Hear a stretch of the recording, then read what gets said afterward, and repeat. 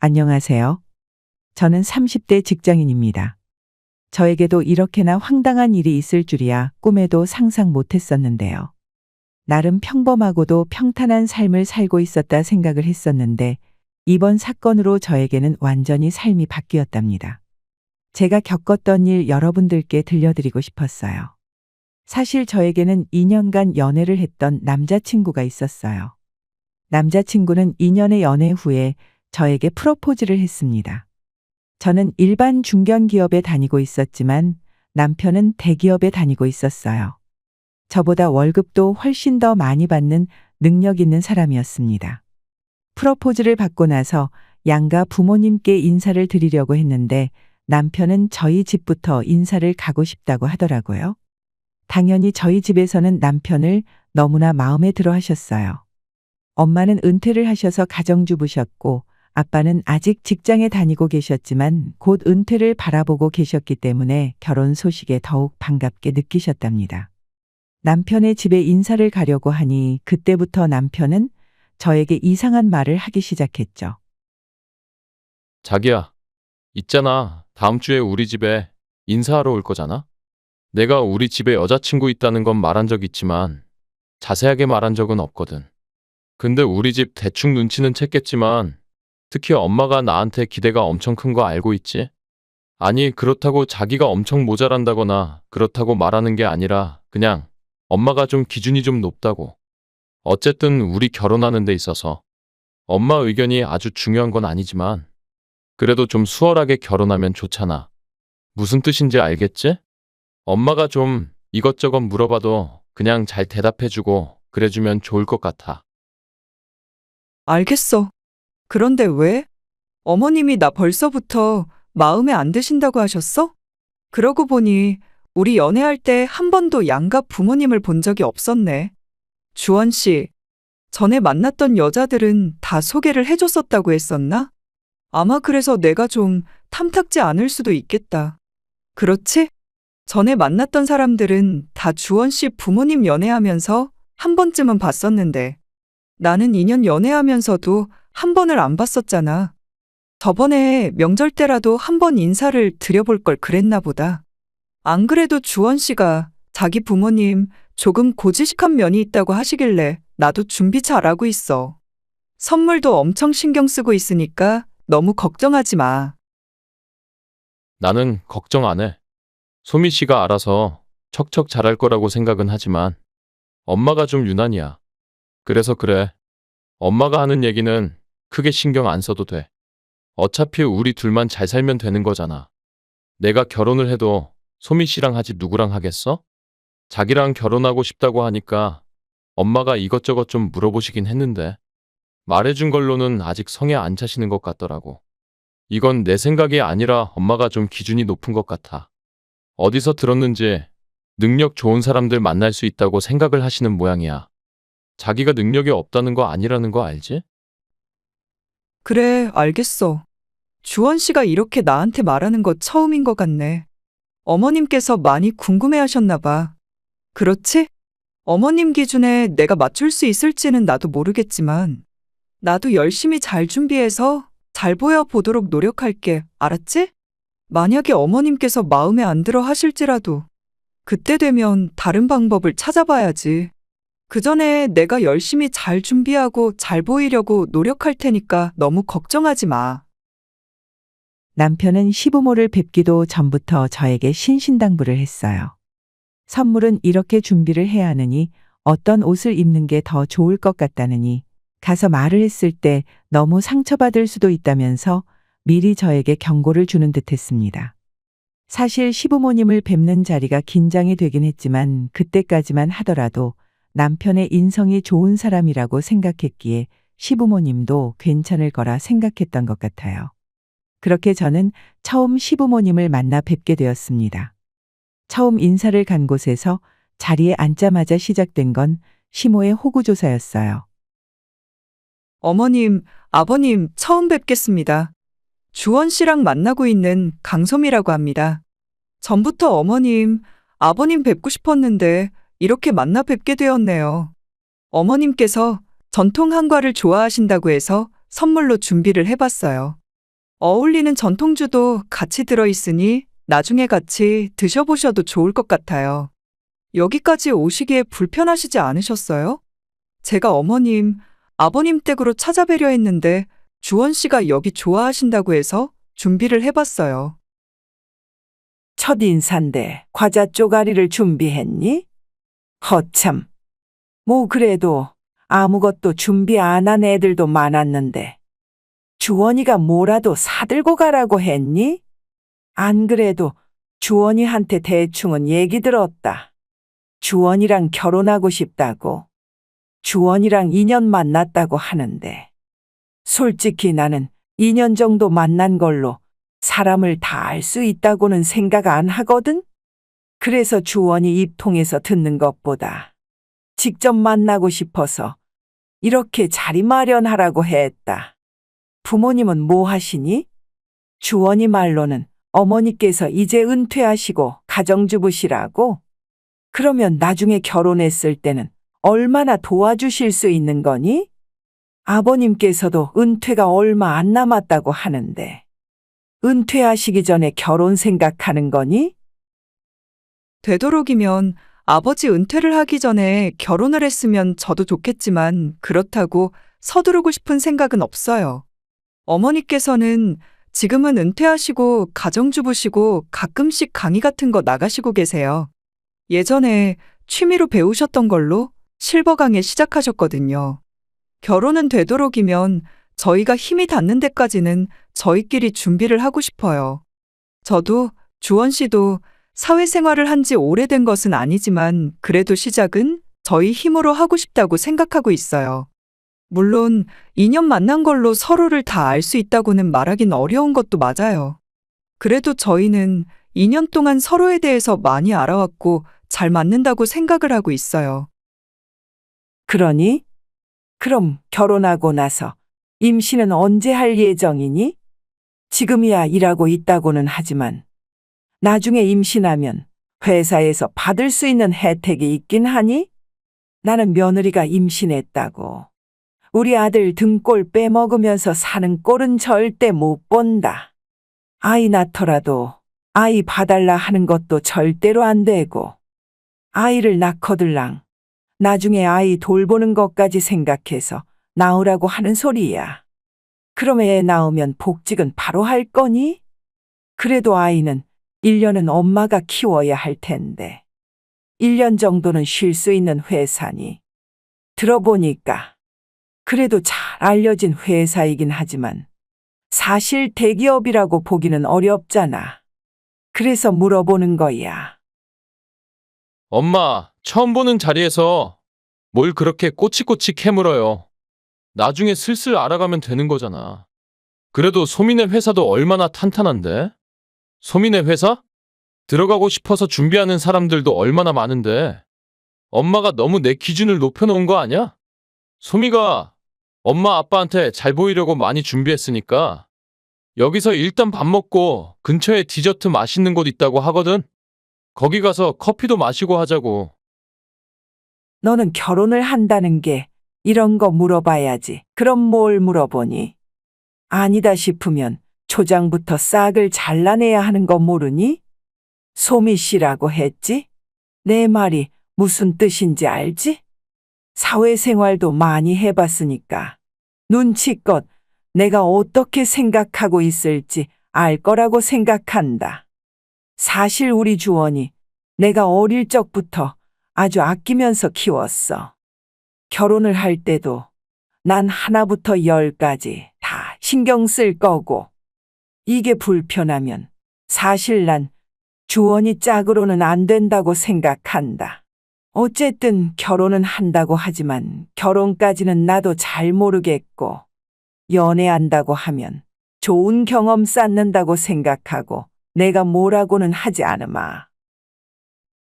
첫 만남부터 시모는 저를 마음에 들어 하지 않다는 티를 팍팍 내셨어요.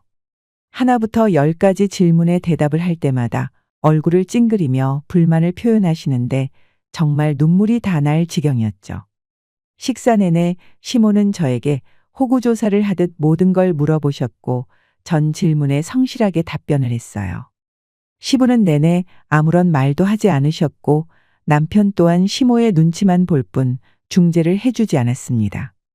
그렇게 답답하면서 불편했던 식사가 끝이 나고 준비한 디저트 카페는 가보지도 못한 채 시부모와 헤어지게 되었어요. 첫인사 때부터 이렇게 마음에 들어 하지 않는다는 걸 티를 내시니 저는 결혼에 대해서 선뜻 말을 꺼내지 못하겠더라고요. 그래서 처음에는 남편에게 헤어지자고 말을 꺼내기도 했어요. 그렇지만 남편은 절대로 헤어질 수 없다며 저를 붙잡았어요. 자기야. 아니, 소미야. 우리 결혼하는 거 너랑 나 둘이서 부부가 되는 거지. 다른 사람들은 아무 상관이 없어. 솔직히 우리 엄마? 나 결혼하고 나면 지금처럼 이렇다 저렇다 말할 수 있을 것 같아? 결국에는 평생 나랑 사는 건 넌데 어떻게 너한테 간섭할 수 있겠어. 그냥 단지 우리는 결혼식도 필요하고 장인 장모님 상견례도 하려면 엄마랑 아빠한테 잘 보여서 그냥 화목하게 결혼식만 올리면 되니까 잘 보이자고 하는 거야. 그러니까 조금만 이해해주면 안 될까? 내가 엄마 잘 설득해 볼게. 아니, 나는 왜 설득을 해봐야 하는지도 모르겠고, 나를 마음에 들어 하지 않으시는 어머님을 뒤로하고 결혼을 준비해야 하는 이유도 모르겠어. 우리가 결혼이 급한 것도 아니잖아. 솔직히 나는 너무 겁이 나. 주변에서도 반대하는 결혼했다가 힘들어하는 사람들도 많이 봤고, 축복해도 모자라는 게 결혼인데. 이렇게 처음부터 반대하시면 내가 어떻게 해야 하나 걱정이 될 수밖에 없지. 엄마가 인생 전부를 나한테 걸어서 그러신 거야. 우리 집은 엄마가 평생 자식들한테 헌신하셨거든. 내가 장남이니까 나한테 거의 모든 걸 다 거셨어. 그래서 그러셔. 솔직히 말하면 나는 내 능력이 출중한 건 아닌데 엄마가 그만큼 곁에서 지지해 주셔가지고 지금 이 자리까지 온 거야. 그러니까 엄마는 더 욕심이 생기신 거고. 엄마가 계획한 대로 대학이며 직장이며 다 들어갔으니까 결혼까지도 엄마가 생각한 대로 할 수 있을 거라 생각하시고 계셔. 그렇지만 난 엄마 뜻대로 살고 싶은 생각 없어. 내가 결혼하고 싶은 건 소미 너야. 알았지? 그러니까 제발 헤어지자고만 하지 마. 내가 어떻게든 엄마 설득해서 결혼 꼭 하게 만들 거야. 알았지? 나도 우리 집에서 귀한 딸이야. 우리 집도 마찬가지로 엄마 아빠가 자식들 귀하게 키웠고, 다들 원하는 것처럼 자식들이 커주길 바라는 거 어느 부모나 마찬가지 아니야? 그렇게 귀하게 자란 사람들인데 환영받지 않은 채 결혼하고 싶지 않아서 그래. 첫 만남부터 날 마음에 들어 하시지 않으셨잖아. 그 다음에도 전혀 결혼에 대한 말은 꺼내시지도 않고 계시고. 엄마가 나를 유독 아끼시기도 하지만 우리 집에서 첫 번째 결혼이잖아. 개혼이라서 더 마음이 싱숭생숭하신 거일 수도 있어. 그러니까 조금만 우리 시간을 가져보자. 그때까지 내가 엄마 어떻게든 설득할 테니까. 그러니까 조금만 기다려줘. 나도 모두가 환영하고 행복해하는 결혼하고 싶어. 나도 마찬가지로 그런 마음이야. 내가 어떻게든 지금 상황 해결해 볼게. 처음 저는 남편에게 헤어지자고 했지만 남편은 절대 그럴 수 없다고 했어요. 가정주부셨던 어머님께서는 평생을 자식들에게 헌신하셨고 마치 자식들의 인생을 계획하듯이 하나하나 다 간섭을 하셨다고 하더라고요. 그 중에서 어머님이 계획한 대로 자랐던 것이 바로 남편이었던 것이죠. 그러다 보니 더 욕심이 생기셨고 결혼 또한 자신이 정해준 짝과 결혼을 할 것이라 생각했었는데 그동안 2년이나 만났던 여자친구가 있었던 것도 몰랐을 뿐더러 거기다가 마음에도 들지 않으니 반대를 하셨던 것이었어요. 남편은 어떻게든 시모를 설득하겠다고 했어요. 어려울 것만 같았던 결혼은 생각보다 빠르게 진행이 되었답니다. 절 마음에 들어 하시지 않으셨던 시모께서도 웬일인지 한 번의 상견례에 참석을 하시겠다며 말을 하셨어요. 그렇지만 상견례 자리에서 시모는 역시나 판을 엎기 위해서 나오셨구나 생각이 들 정도로 무례하게 저희 부모님을 대하셨죠. 사돈께서 얼마나 양서방을 귀하게 키웠는지 딱 보자마자 알겠더라고요. 집에 처음 인사 오던 날 멀끔하게 차려입고 인사를 왔는데 얼마나 마음에 쏙 들던지요. 사돈께서도 장가 보내시기 아쉬우시겠다 싶었네요. 우리 애가 부족한 점도 있겠지만 그래도 결혼하고 차근차근 배워나갈 수 있으니 너무 염려하지 마시고 부족한 게 있으시다면 잘 알려주세요. 사실 아들이 좋다고 하니까 결혼을 하는 걸 어쩔 수 없이 허락을 한 거지. 솔직히 우리 아들 정도면 더 좋은 배필 만날 수 있다는 거 아실 텐데요. 처음 보셨을 때부터 마음에 드실 정도였다고 하니 주변에서도 어찌나 우리 아들을 사위 삼으려고 하는 분들이 많았는지. 솔직히 아들이 만나는 사람 없다고 했다면 지금부터 줄줄이 선 봤을 거예요. 요즘은 신부 수업도 받고서 결혼하는 애들도 있다고 하는데 소미는 많이 받아야 할 것 같네요. 들어보니 일하느라고 집안 살림 제대로 할 줄 모르는 것 같던데 시집 보내시기 전에 한번 제대로 알려주셔야 집안 망신시키지 않는 길이지요. 그래도 사돈, 저희 솜이 열심히 일하고 사는데 집안일은 두 사람이 나눠서 해야 되죠. 요즘 애들은 그렇게 바깥일 집안일 나눠서 하는 게 아니라 같이 하면서 살더라고요. 저희 살던 때랑은 시대가 다르니까요. 저도 평생을 일하면서 살긴 했지만 솔직히 제 주변만 하더라도 집안 살림만 하던 지인들도 많고 집안일은 여자 일이라고 생각하는 사람들도 많잖아요. 그래도 요즘은 그렇게 생각 안 하는 사람들이 더 많아졌죠. 소미 어머니께서 그렇게 생각을 하시니 제가 딱히 드릴 말은 없습니다만 저희 아들은 평생을 귀하게 자라서요. 집안일 한번 해본 적도 없고 손에 물 한번 묻히지 않고 키웠습니다. 머리가 워낙 똑똑해서 공부에 전념하라고 했고 그 덕에 대기업도 다니면서 승진도 잘하고 있죠. 이 정도면 사실 곁에서 살림만 해주겠다는 능력 좋은 집안에서도 선자리가 많이 들어오거든요.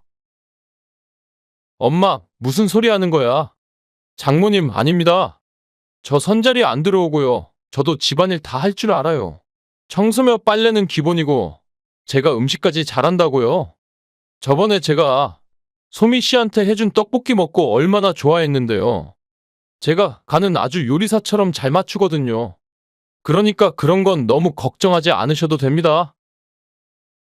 너 지금 뭐라고 했니? 너 쟤한테 요리를 다 해줬다고.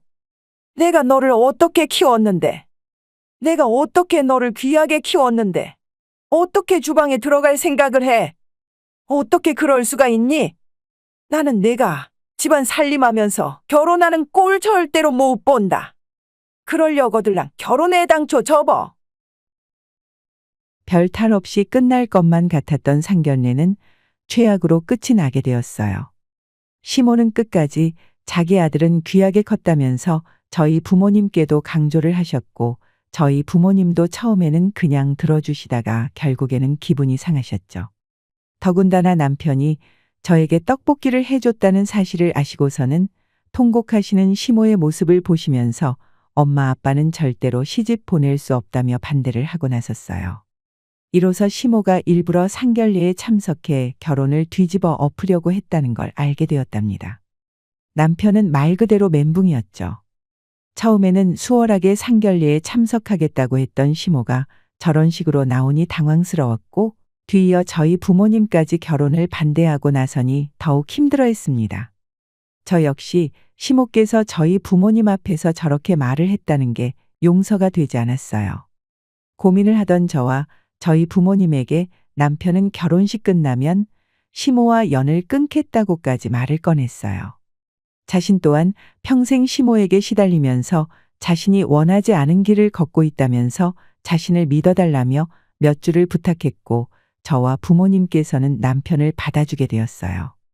그렇지만 저희 쪽에서도 시댁과의 사이를 어느 정도 풀고서 결혼을 시작하길 원했기 때문에 저는 남편에게 결혼을 조금 미루는 게 어떻겠냐고 제안을 하게 되었습니다. 주원 씨, 솔직히 나는 지금 그냥 이렇게 결혼을 강행하는 게 맞는 건가 싶어. 아직 어머님께서는 날 별로 마음에 들어 하시지 않으시고, 자기도 지금 마음이 편하지는 않잖아. 지금 결혼을 한다고 해서 나도 마음이 편하고 좋을까 싶은 생각이 들어서 말이야. 그래서 말인데, 우리 잠깐 결혼을 미루는 건 어떻게 생각해? 아직 결혼식장 날짜는 안 잡았으니까 나중으로 좀 미뤄도 괜찮지 않겠어? 아니야, 그냥 강행하는 게 맞을 것 같아. 엄마가 지금도 반대하는데 나중에는 좋아할 거란 확신이 어디 있어? 아직 소미 씨에 대해서 엄마가 잘 몰라서 그러는 거야. 주변에서도 그냥 다 자기 자식이 잘났다, 좋은 사람만 만났다는 소리만 들으니까 엄마가 헛생각을 하셔서 그래. 우리가 결혼하고 잘 사는 모습 보여드리면 엄마도 분명 마음을 바꾸실 거야. 만약에 우리가 결혼을 미루면 엄마는 역시나 자기 생각이 맞았다고 생각하실걸? 그럴까? 그래도 나는 행복하게 축복받으면서 결혼을 하고 싶은 생각이 크거든. 우리 집에서도 걱정이 많으시고, 아무래도 결혼하고 나면 시댁도 챙겨야 하니까. 어머님께서 제일 아끼고 사랑했던 사람이 바로 주원 씨잖아. 우리가 끝까지 노력을 해보는 건 어떨까 싶어서. 그래서 조금 시간을 두면 좋을 것 같다 생각이 들었어. 나도 그런 생각 안 해본 건 아니지만 사실 그렇게 되면 엄마는 더 끝까지 반대하실 거야. 우리가 서로한테 확신이 있는 상황에서 밀어붙여야 엄마가 포기를 하실 것 같아. 그렇지 않으면 엄마는 서로한테 확신도 없는데 자기 반대하는 거 알면서도 그랬다고 더 괘씸하다 생각하실 분이셔. 그러니까 우리 엄마 생각은 하지 말고 서로만 생각하자. 엄마가 다른 게 아니라 그냥 배경. 그냥 엄마 기준만 생각하고 반대하시는 거잖아. 그걸 바꾸려면 우리가 잘 사는 수밖에 없어. 알았지? 남편에게 결혼을 미루자고 제안을 했지만 남편은 오히려 그렇게 미루게 되면 시모가 자신의 뜻대로 되는 것이라 생각할 테고 고집을 꺾을 수 없을 거라고 말을 했어요. 결국 결혼은 강행하기로 했고 그렇게 예식장을 잡고 결혼 날짜를 정하게 되었습니다. 막상 결혼 날짜가 정해지고 나서부터는 시모는 남편에게 결혼을 반대한다는 티를 내지 않으시는 것 같더라고요. 정말로 남편의 말이 사실이었겠다 싶은 생각이 들었습니다. 그렇게 결혼이 2달이 채 안 남았을 무렵 남편의 태도가 전보다 조금 이상해지기 시작했어요. 전화를 해도 잘 받지 않고 평일에는 내내 야근의 주말까지 시간을 내지 못해 못 만나는 날이 많아졌죠. 어차피 결혼 준비는 거의 마무리가 됐던 상황이라 따로 꼭 만나야 할 일은 없었지만 몇 주를 얼굴도 못 보고 통화를 해도 10분도 길게 하지 못하게 되니 서운한 마음도 들었어요. 주원 씨 오늘도 바빠? 요즘 매일 야근하네? 안 그래도 이번 주에 주원 씨랑 신혼집 들어갈 물건들 고르려고 했는데 나한테 알아서 골라도 된다고는 했지만 그래도 같이 살 집이면 같이 고르는 게 낫지 않아? 주말에 시간 괜찮아? 일이 바빠도 하루만 좀 시간 내줄 수 있어? 이제 2달 뒤면 결혼식이고 입주도 해야 하는데 통 관심이 없는 것 같아. 소미 씨. 소미 씨는 잘 모르겠지만 나 결혼식 하기 전에 밀린 일들 다 마무리해야 돼. 여기는 결혼한다고 자기 일 다른 사람한테 떠맡기거나 나중에 할 수 있는 게 아니니까. 내가 이렇게 노력하는 게 다 결혼식 때문인데 그렇게 칭얼거리면 나보고 어떻게 하라는 거야. 내가 신혼집에 들어가는 물건은 소미 씨가 알아서 선택하라고 했잖아. 어차피 나랑 같이 봐도 서로 의견 안 맞으면 다툴 테고 그러면 머리 아프니까 그냥 소미 씨가 알아서 다 선택해. 알았지? 아니, 아무리 그래도 가구랑 가전이랑 정말 하나도 같이 안 보고 나보고만 선택하라고? 우리 입주도 이제 1달도 안 남았는데 그래도 같이 좀 고르는 게 낫지 않아? 아무리 바쁘다고 해도 이 정도는 시간 할애할 수 있는 거 아니냐고. 주원 씨 요즘 이상하네. 요새 전화도 잘 안 되고 만나는 날도 없고 무슨 일 있는 건 아니지? 무슨 일이 있다고 그래? 결혼 준비 때문에 전부터 시간 다 끌어다가 써서 바쁜 거잖아. 소미 씨야, 하는 일이 많지 않아서 그럴 수 있지만 나는 하루 종일 일하느라고 바쁘다고. 나중에 신혼여행 갔다 와서 밀린 일 해야 할 생각하면 지금부터 머리가 아픈데 소미 씨까지 왜 이러는 거야? 어차피 우리 결혼하면 매일 볼 거잖아. 그때까지만 좀 칭얼대지 말고 나 좀 이해해주면 안 될까? 내가 한가한데 시간을 안 내는 것도 아니잖아. 남편은 정말 하루도 쉬는 날 없이 바쁘게 지냈어요. 결혼을 코앞에 두고 일을 잔뜩 하고 있는 남편이 안쓰럽기도 했지만 너무하단 생각도 들었죠. 결국 신혼집에 들어가는 가구며 가전은 남편이 좀 한가해질 때쯤 고르기로 하고 뒤로 미뤄두었습니다. 그렇게 시간은 흘러 결혼식이 한 달밖에 남지 않았을 때 저희는 신혼집에 입주를 할 예정이었죠. 그렇지만 그때까지도 가구며 가전이며 하나도 고르지 못해 결국 아무것도 없는 텅텅 빈 집에 저 혼자 입주를 하게 되었습니다.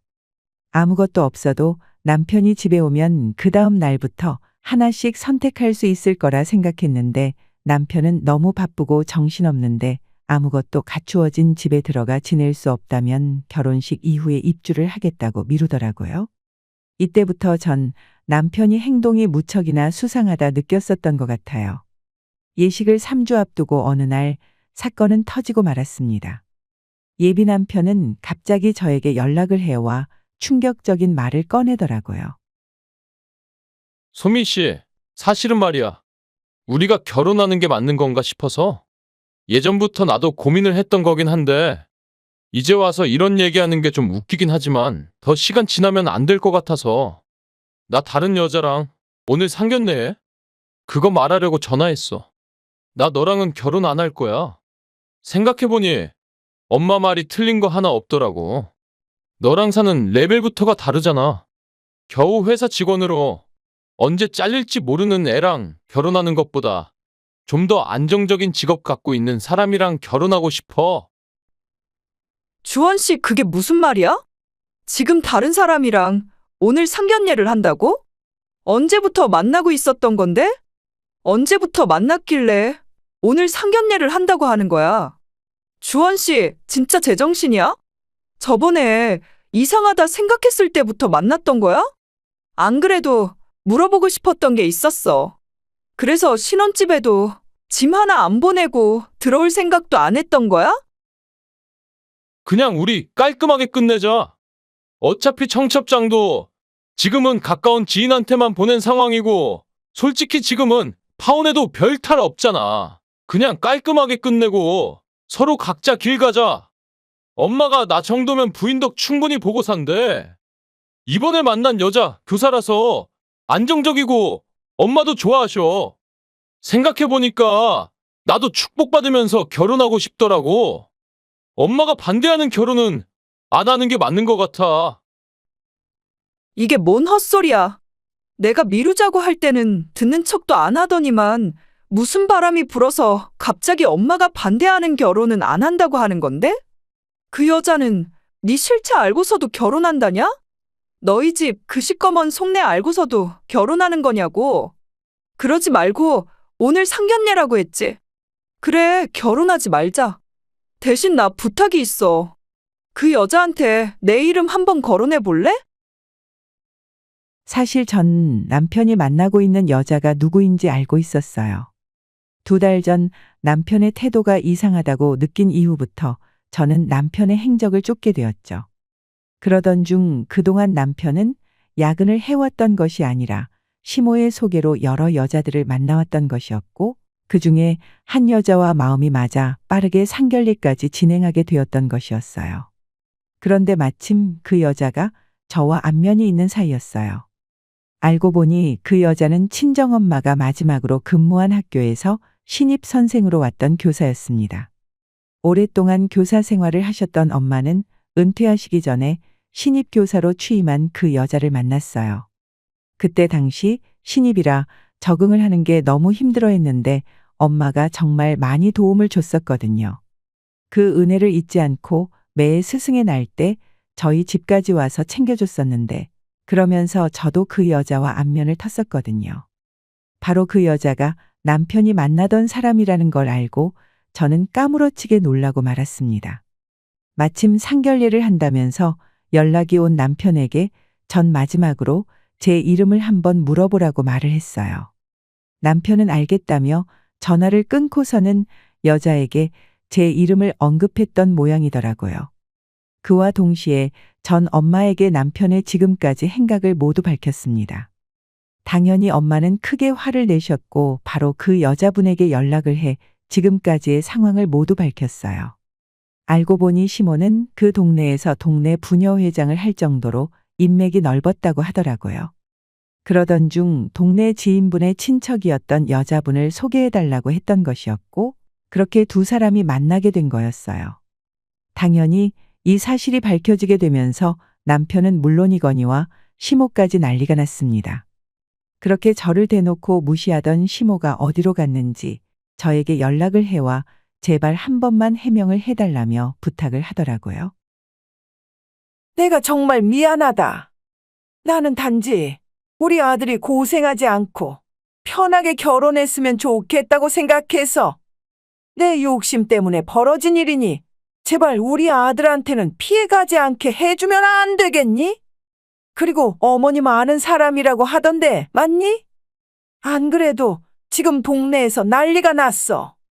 결혼할 사람 있었는데 소개해달라고 했다고 동네방네 소문이 쫙 나서 내가 밖에 나가지를 못하고 있어. 제발 어머니께 부탁드려서 오해라고 해명만 좀 해달라 해주면 안 되겠니? 제발 부탁이다. 제가 왜요? 아주머니 웃기시네요? 저랑 결혼하면 아줌마 아들 고생한대요? 아니, 그럴 거였으면 애초에 결혼을 끝까지 반대하시지. 아들한테는 그래도 좋은 엄마이고 싶으셨나 봐요? 결혼식 날짜는 다 잡아놓고 옆에서 여자들 소개해주니까 행복하셨어요? 그렇게 잘 되면 결혼 날짜 잡은 애는 버리고 딴 여자랑 결혼하면 된다고 말하셨어요? 이거 다 인과응보예요. 어디서 부탁을 하세요? 다 내 잘못이다. 우리 아들은 잘못한 거 하나도 없어. 그냥 엄마 마지막 부탁이라고 해서 몇 번 나간 것 뿐이지 정말로 너랑 결혼 안 할 생각은 없었다. 이번에 만난 여자가 워낙 잘나고 좋은 사람이라서 아들도 좀 흔들렸던 것 뿐이지 결국에는 너한테 돌아갔을 거야. 정말 미안하다. 이렇게 된 거 우리 다시 만날 일은 없잖니. 그렇지만 우리도 살아야 하는데 한 번만 어머님께 부탁해서 해명 좀 해달라고 해주면 안 되겠니? 역시나 뻔뻔하시네요. 그 피가 어디 가겠어요? 당신 아들도 똑같이 당신 아들일 뿐이지. 그래도 그 뻔뻔한 사람이랑 결혼까지 안 가서 다행이지만 그래도 잘못한 값은 하셔야죠. 지금 아줌마가 겪고 있는 건 아줌마가 알아서 해결하시고 아들도 앞으로 청구될 거 만만치 않으니까 미리 잘 준비하고 있으라고 하세요. 그리고 뻔뻔하신 건 충분히 알겠지만 그딴 무례한 부탁도 하지 마세요. 지역 유지의 친척을 속이고 결혼까지 하려고 했으니 당연히 동네는 난리가 났고 시모는 동네 밖으로 나가지 못할 정도로 손가락질을 당하고 있었어요. 저는 여기에 남편에게 파혼의 사유가 있다고 소송을 걸었고 민사로 그동안 결혼을 준비하면서 소요된 비용에 대해서 모두 청구를 했습니다. 당연히 지금까지 쓴 돈은 배상을 받을 수 있었어요. 혼인 빙자 사기죄로 남편을 고소하였고 이에 대한 처분도 받게 되었습니다. 남편은 회사에서 결국 잘리게 되었다고 하더라고요. 그렇게 시모가 자랑을 했던 대기업에서 나오게 되었고 동네에서도 더 이상은 살 수 없을 정도로 소문이 나게 되자 남편네 집안은 시골로 이사를 가게 되었다고 했어요. 나중에 상견례까지 갔던 여자분께서도 연락이 와서 급하게 상견례를 잡았던 게 이상하다고 생각했다면서 말씀을 해주시더라고요. 아마 빨리 저와 헤어져야 하니 그랬던 것 같아요. 전 그렇게 예비 남편과 헤어지게 되었습니다. 말도 안 되는 이유로 저를 반대했던 시모는 결국 돈도 잃고 명예도 잃고 집도 잃고 아들 자식 직장도 잃은 채 시골로 향하였고 예비 남편은 지금까지도 저에게 미안하다며 연락이 오곤 한답니다. 엄마, 아빠는 제가 혹시라도 마음이 힘들까봐 옆에서 저를 항상 응원해 주시고 계세요. 저도 처음에는 저에게 이런 일이 있었다는 게 너무 황당하고 힘들었지만 지금은 다 극복해서 잘 지내고 있답니다. 참 기가 막힌 일이었지만 저에게는 그래도 제 마음을 단단하게 해주는 일이 되었어요. 제 긴 사연을 들어주신 분들 모두 감사드립니다. 여러분들은 항상 진실된 사람들만 곁에 있으시길 기원할게요. 안녕하세요. 속담 중에 여자 팔자는 뒤움박 팔자라는 말이 있는데 사실 저는 그 속담이 전혀 말도 안 된다고 생각을 했었거든요. 이번에 있었던 일 때문에 정말 팔자는 알 수 없는 거구나 뼈저리게 느끼고 있답니다. 이곳에 올라오는 사연들을 보면서 제 사연도 여러분들에게 들려드리고 싶어서 이렇게 보내게 되었어요. 제 얘기를 한번 들어보시겠어요? 저의 결혼 생활은 딱 10년이었습니다. 결혼할 당시 친정은 가난한 집이었고 시댁은 점포를 운영하면서 생활을 하는 평범한 집안이었어요. 사실 결혼할 당시에는 어느 정도 차이가 나는 집안 환경 때문에 걱정이 많았어요. 그런데 시댁에서는 의외로 반대 없이 저를 받아주셨죠. 그때까지만 해도 전 좋은 시댁을 만났구나 생각을 했지만 결혼을 하고 보니 시모는 그걸 빌미로 자신은 좋은 시어머니, 좋은 시댁이라는 걸 항상 강조했습니다. 예, 상은아, 너는 얼마나 좋은 시댁을 만났는지 아니? 솔직히 너희 집 가난해서 하루 벌어 하루 먹고 사는데 그런 친정이랑 사돈 맺는 게 어디 쉽니? 올이나 되니까 너희 집이랑 사돈 맺는 거지. 얼마나 좋은 시댁이야? 희철이 정도면 훨씬 좋은 처갓집 만나서 결혼 생활할 수 있었던 건데 우리는 돈이 많은 집보다는 만만한 집안이 좋으니까 허락한 거야. 알지? 너네 집이 잘난 집안이었으면 이래저래 간섭하는 것도 많을 테고 우리 아들 스트레스 받는 것도 많을 텐데 뭐 그러지 않을 테니까 그것만으로도 괜찮다 생각한 거지. 그래, 엄마가 항상 말하던 게 그거잖아. 잘난 집안이랑 사돈 맺으면 피곤하다고. 그냥 이러니 저러니 해도 만만한 집안이 최고라고 했잖아. 딱 상은이네 집이 그런 집이니까 허락한 거지?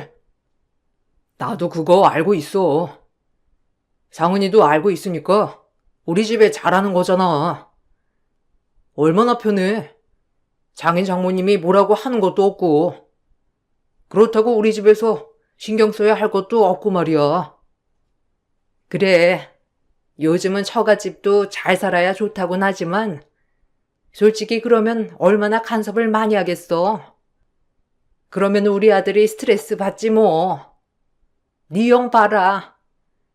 처갓집이 잘 나가니까 매 명절마다 당일날 가야 되고 눈치 보고 큰 며느리는 내 눈치는 하나도 안 보잖니.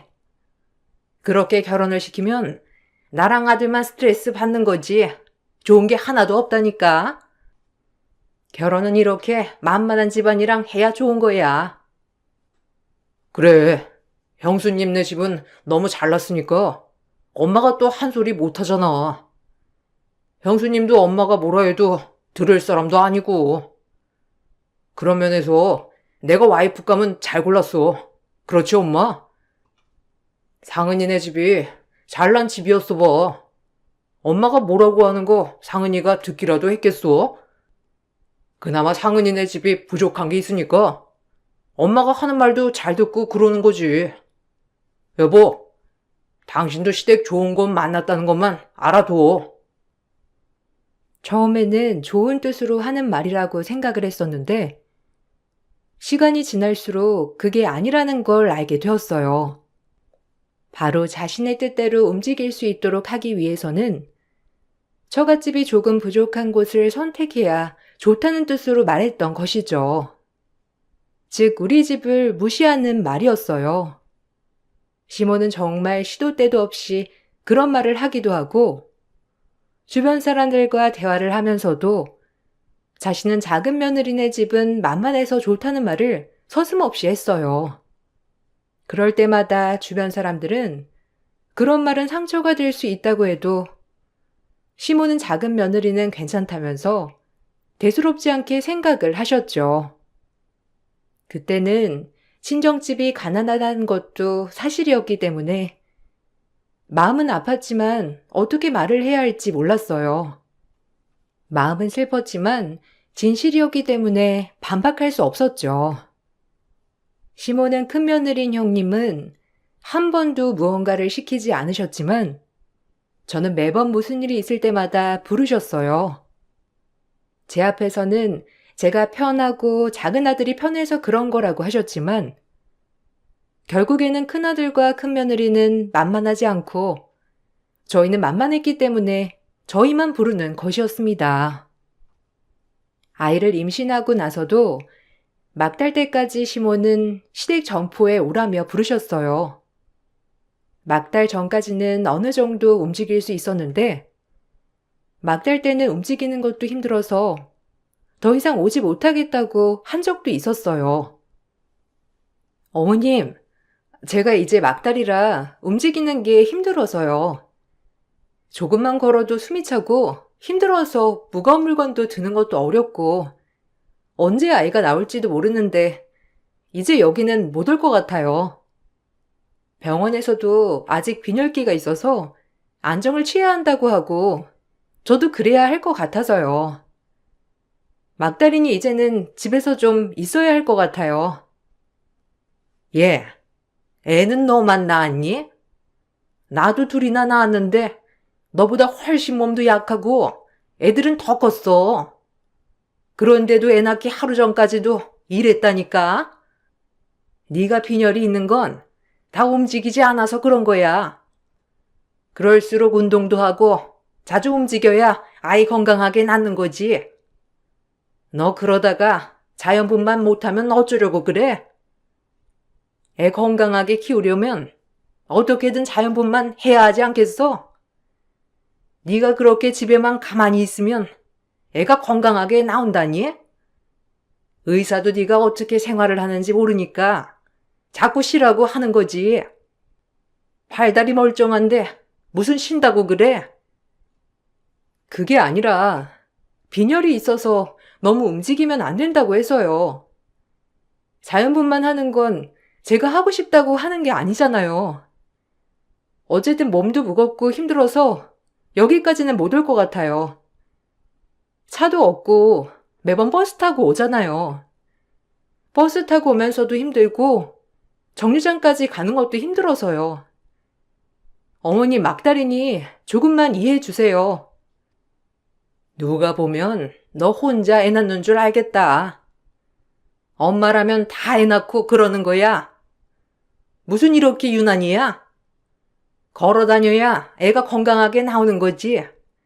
그렇게 집에만 있으면 어떻게 건강하게 낳겠다는 거야? 넌 TV도 안 보니? TV에도 나왔잖아. 움직이고 활동해야 아이가 건강하게 나오는 거라고. 힘들다고 가만히 누워있으면 살만 찌고 애가 건강하게 나오겠냐고. 막달이라 못 오겠다는 건 핑계고 네가 귀찮으니까 못 오겠다고 하는 거잖아. 됐고 내일부터 더 일찍 나와. 안 그래도 너 몸 생각해서 오후에 나오라고 하는 건데 너 안 되겠다. 아침부터 나와서 여기 봐. 알았지? 시모는 막달에 힘들다는 저에게 여지없이 점포를 보러 오라고 불렀죠. 사실 남편의 월급도 많은 편은 아니었고 아이를 낳으려면 어느 정도 돈이 있어야 했기 때문에 출산 자금을 보태주겠다는 시모의 말에 저도 군말 없이 간 거였지만 막달까지는 너무나 힘들었어요. 남편에게 말을 꺼내니 남편도 시모의 말에 동의를 한다면서 운동 삼아 갔다 오라고만 했을 뿐 제 편을 들어주지 않았죠. 결국 며칠 더 가게를 도우러 갔다가 전 양수가 터지면서 긴급 수술을 해야 했어요. 자연분만을 하지 못하고 수술에 아이를 낳았다고 하니 시모는 제가 게을러 움직이지 않으니 그렇게 된 거라고도 하셨습니다. 출산하고서 제가 일했던 것을 출산 비용으로 처리를 해주겠다고 호언장담했던 시모는 아이를 낳고 나서 비용을 내주지 않았어요. 어머님, 저 가게에 나가서 일한 비용 어머님이 출산하고 병원비로 처리를 해주시겠다고 하셨잖아요. 근데 병원에서 아직까지 비용이 처리 안 됐다고 해서요. 혹시 아직 정리를 안 하신 건가요? 이제 태어나야 하는데 병원비 처리를 해야 태어날 수 있어서 어머님 지금 수납해 주시고 오시면 안 될까요? 너 무슨 말이니? 내가 언제 병원비 내준다고 했어? 그리고 우리 가게에 오는 건 네가 운동하려고 오는 거였잖아. 솔직히 가게에 네가 한 것도 별로 없고 그냥 시원하게 앉아있다가 간 것뿐이면서 무슨 일을 했다고 그래? 너 그런 식으로 말하면 나 정말 서운하다. 나는 너 건강하라고 운동하면서 겸사겸사 오라고 한 거였는데 와서는 밥도 얻어먹고 내가 싸주는 반찬도 가져갔잖아. 그걸로 끝난 거 아니야? 네? 무슨 말씀을 하시는 거예요? 어머님께서 가게 나오는 대신에 그 비용 나중에 병원비로 내주겠다고 하셨잖아요. 남는 게 있으면 산후조리 할 때 쓰게 주겠다고도 하셨고요. 제가 수술해서 비용이 예상보다 많이 나온 건 있겠지만 그래도 10달 동안 꾸준히 어머님 가게 나가서 일했는데 이 정도는 처리해 주실 수 있는 거 아니세요? 어머머, 이봐. 너 가족끼리 이러는 거 계산적으로 나오는 거니? 그렇게 따지면 너희가 가져간 반찬 재료값이나 내 수고비는 어쩔 건데 나도 한번 그렇게 하나하나 다 따져볼까? 아니, 안 그래도 자연분만해서 건강하게 아이 낳을 수 있는 걸 네가 제대로 몸 관리를 안 해가지고 수술한 거잖아.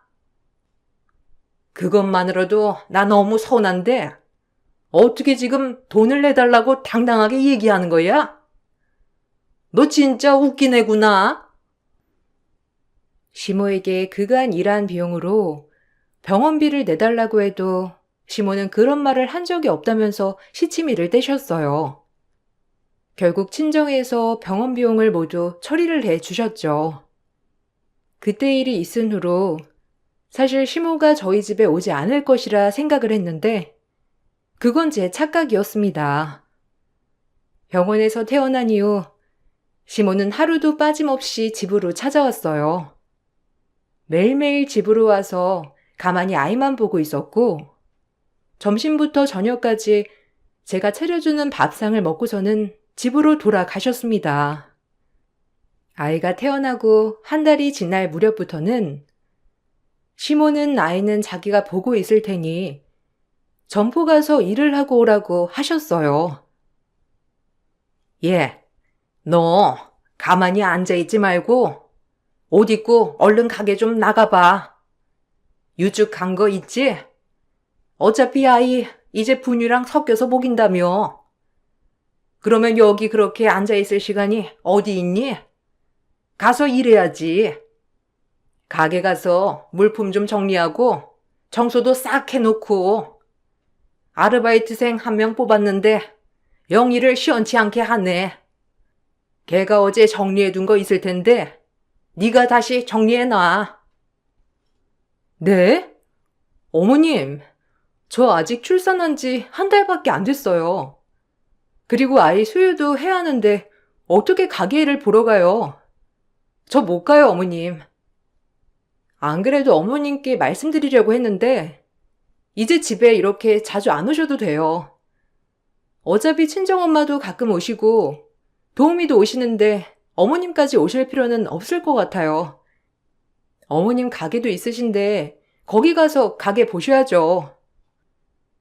괜찮아. 손주 태어났는데 어떻게 일을 하니? 내가 애 보고 있을 테니까 너 없어도 괜찮으니 갔다 와. 아침에 나오면 너 챙겨서 갔다가 아들 퇴근하기 전에 가게 정리하고 오면 되겠네. 어차피 너 직접 수유도 안 할 거잖아. 그래서 분유 먹이고 있는 거 아니니? 그러면 엄마가 무슨 필요야? 저녁에 잠깐 보면 되는 거니까 가서 가게 좀 정리하고 그래라. 어머님, 무슨 소리를 하시는 거예요? 저 지금 산후조리 중인데 어딜 가서 일을 하라는 말씀이세요? 저 그렇게 못해요. 저녁에는 저 혼자 아이 보느라 팔목도 아프고 잠도 저 2시간 이상 푹 자본 적도 없어요. 근데 이 상태로 어떻게 일을 하라고 하시는 거예요? 어머님, 그리고 그렇게 일하면 저 월급이라도 챙겨주실 거예요? 월급은 무슨? 내가 네 아이 봐준다고 하잖아. 그러면 쌤쌤 하는 거 아니니? 너 아이 보느라고 피곤하다며? 그러면 아이 안 보고 내가 봐줄 테니까 가서 가게 보라고. 가게에서 낮잠을 자든 뭐라든 하면 될 거 아니야. 얘는 내가 너 생각해서 하는 말인데 어떻게 그렇게 알아듣니? 가서 아이 없이 푹 쉬라고 배려를 해줘도 그렇게 말하냐? 시모는 어처구니 없게도 아이는 자신이 봐줄 테니 가게 가서 일을 하며 쉬라는 말을 하셨죠. 그렇게 가게 일이 힘들다고 하소연하던 시모는 저에게는 가게 일을 하며 쉴 수 있다는 앞뒤가 맞지 않는 말을 아무렇지 않게 내뱉으셨어요. 거기다가 가게에서 일하는 비용은 아이를 보는 비용과 퉁친다며 제가 원하지도 않는 가게 일을 보러 나가라고도 하셨습니다. 당당하게 말하는 시모의 태도는 정말 어처구니가 없었어요. 시간이 흐르면서 시댁은 점점 가게 장사가 잘 되지 않았어요. 하루에 한 명의 손님도 없을 때도 있었고, 이미 시간이 지나서 유통기한이 지난 물건들이 쏟아지기 시작했습니다. 전 애초에 가게를 정리해야 한다고 생각했는데, 어쩐 일인지 시모는 가게를 정리하지 않았어요. 어느 날인가 시모는 저희를 부르더니만 이제는 가게를 운영하기 힘들다며 말을 하셨고, 전 그 말이 가게를 정리하겠다는 말인 줄 알았습니다. 아유, 이제는 나도 나이가 들고 좀 쉬어야 할 때가 된 것 같아서 말이야. 가게 때문에 이렇게 할까 저렇게 할까 고민은 많았는데 솔직히 나보다 너희가 앞으로 미래를 더 생각해야 하지 않겠니? 내가 그래서 생각해봤는데 가게 아예 정리를 하는 것보다 너희가 운영하는 건 어떨까 싶어서. 그래도 사업장 하나 가지고 있으면 평생 운영할 수 있고 좋지 않겠니? 네? 저희가 운영을 하라고요? 어머님, 근데 지금 가게 손님들도 많이 빠지고 이제 정리를 해야 할 것 같아요. 사실 어머님 가게 계속 운영하는 것도 힘드시고 지금 마이너스잖아요. 전기세며 수도세며 세금은 세금대로 다 나가는데 매출은 안 나오고 있어서 안 그래도 어머님께 가게 정리하는 게 어떠냐고 여쭤보려고 했는데 저희가 운영하라니요. 예, 무슨 말을 그렇게 해? 지금 잠깐 비수기라서 그런 거고 앞으로 성수기 오면 사람들 몰려서 장사 엄청 잘 된다니까. 얘가 잘 될 때를 몰라서 그러네. 그리고 원래 사업이라는 게 잘 되는 날이 있으면 안 되는 날도 있는 거야. 지금은 잘 안 되는 날이라서 그런 거고 사실은 원래 사람들도 꽉꽉 차는 곳이라니까. 우리 아들은 그거 알 텐데. 맞아, 여보. 우리 가게 예전에 손님들 얼마나 많았는데. 지금이야 주변에 가게들 꽤 생겨서 손님들이 많이 줄긴 했는데 앞으로 잘 될 거야. 나도 매일매일 회사 나가서 일하는 것도 힘든데 차라리 가게 받아서 운영하는 게 나을지도 몰라. 당신은 그냥 보이는 것만 생각해서 그렇지. 우리는 젊으니까 열심히 노력하다 보면 전처럼 손님들도 많이 올걸? 무슨 소리야. 지금 결혼한 지 우리 7년째인데 작년까지도 매년 마이너스라면서 어머님이랑 당신 엄청 고민 많았잖아. 근데 갑자기 무슨 점포를 우리한테 주신다고. 어머님, 아니에요. 남편 하고 있는 일도 있고 저도 아직 아이도 어리고 가게 받아도 제대로 운영할 수 있을지도 모르는데 저희 그냥 안 받을게요. 어머님 처분하시는 게 나을 것 같아요. 아이, 왜 그래 당신? 내가 받고 싶다는데. 엄마, 내가 받을게. 내가 그 가게 받을 테니까 나한테 넘겨줘. 당신 진짜 생각 짧다. 그 가게 땅이며 권리금이며 하나도 들어가는 거 없이 다 우리 거 되는 건데 왜 그렇게 말해? 그냥 내가 할 테니까 당신은 나중에 딴소리 하지 마. 다 쓰러져가는 시대액 점포를 어느 날부터인가 시모는 저희에게 받으라고 하셨고 전 그 점포를 받고 싶지 않아 했지만 남편은 땅이며 건물이며 모든 권리가 자신에게 오는 것이라며 무조건 받고 싶어 했어요. 전 신경을 쓰고 싶지 않아 아이를 어린이집에 보내고선 취업을 하겠다고 했지만 남편은 자신이 일을 그만두기 전까지 사업장을 내가 받아야 한다면서 취업은 잠시 미뤄두라고 말을 했죠. 남편은 자신이 책임지고 가게를 운영할 테니 저에게 사업장만 받아달라고 했어요. 나중에 자신이 사업장을 가지고 가겠다고 하길래 제가 대신 사업장 명의를 받게 되었고 문제는 그 후에 발생했어요. 물건을 납품받은 이후에 납품 비용이 많이 밀려 있어서 그걸 다 제가 갚아야 했죠. 당신 그거 알았어? 가게에 달려있는 것들이 엄청 많던데? 어머님 물건은 받아놓고 왜 물건값은 지금까지 지불도 안 하고 계셨던 거야? 이번에 가게 가니까 독촉장까지 보내왔던데? 이거 어떻게 해결하려고 그냥 무작정 가게 받겠다고 한 거냐고. 당신 알고 있었어? 이거 어머님한테 말씀드려야 하는 거 아니야? 뭘 엄마한테 말해. 원래 가게 받으면 권리금이며 이것저것 들어갈 비용도 많은데 그 비용 안 들어가는 것만 해도 다행이라고 생각해야지. 그거 뭐 얼마나 된다고. 금방 갚을 수 있을 거야. 거기 전화해서 조금만 시간 달라고 해. 이번에 가게 받아서 운영하기로 했으니까 금방 갚을 거라고 당신이 전화해서 부탁하면 들어주겠지. 아니 내가 왜 그 부탁을 해야 하냐고. 내가 전화해서 왜 사정을 해야 하는 건데. 어머님한테 얘기 좀 해줘 당신이. 거기다가 가게 이것저것 고장난 데도 엄청 많던데? 그동안 가게도 거의 문 닫아 놓아서 안에 썩은 음식들도 많고 저거 다 어떻게 처치해야 할지도 모르겠고. 당신은 언제 가게 일 할 거야? 내가 지금 다 처리하고 있잖아. 당신이 가게 알아서 한다며. 좀 도와줄 수도 있는 거지.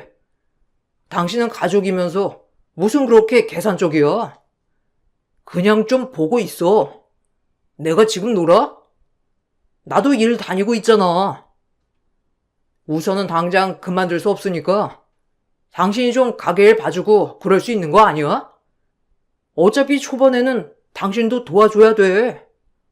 그거 모르고 있었던 것도 아니고 이제 와서 왜 그래? 그래서 내가 가게 안 받겠다고 한 거잖아. 차라리 취업을 하겠다고. 내가 왜 가게 일을 해야 하는지 모르겠어. 당신이 다 처리하겠다고 큰소리 떵떵 쳐놓고서는 왜 내가 그걸 다 처리해야 하는 건데.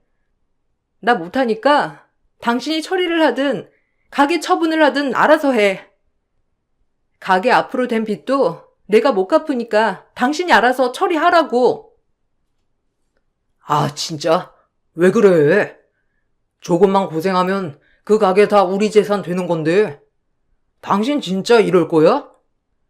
아이도 어린데 어딜 가서 취업을 한다고 그래? 주변에 아이 엄마들 있으면 한번 물어봐.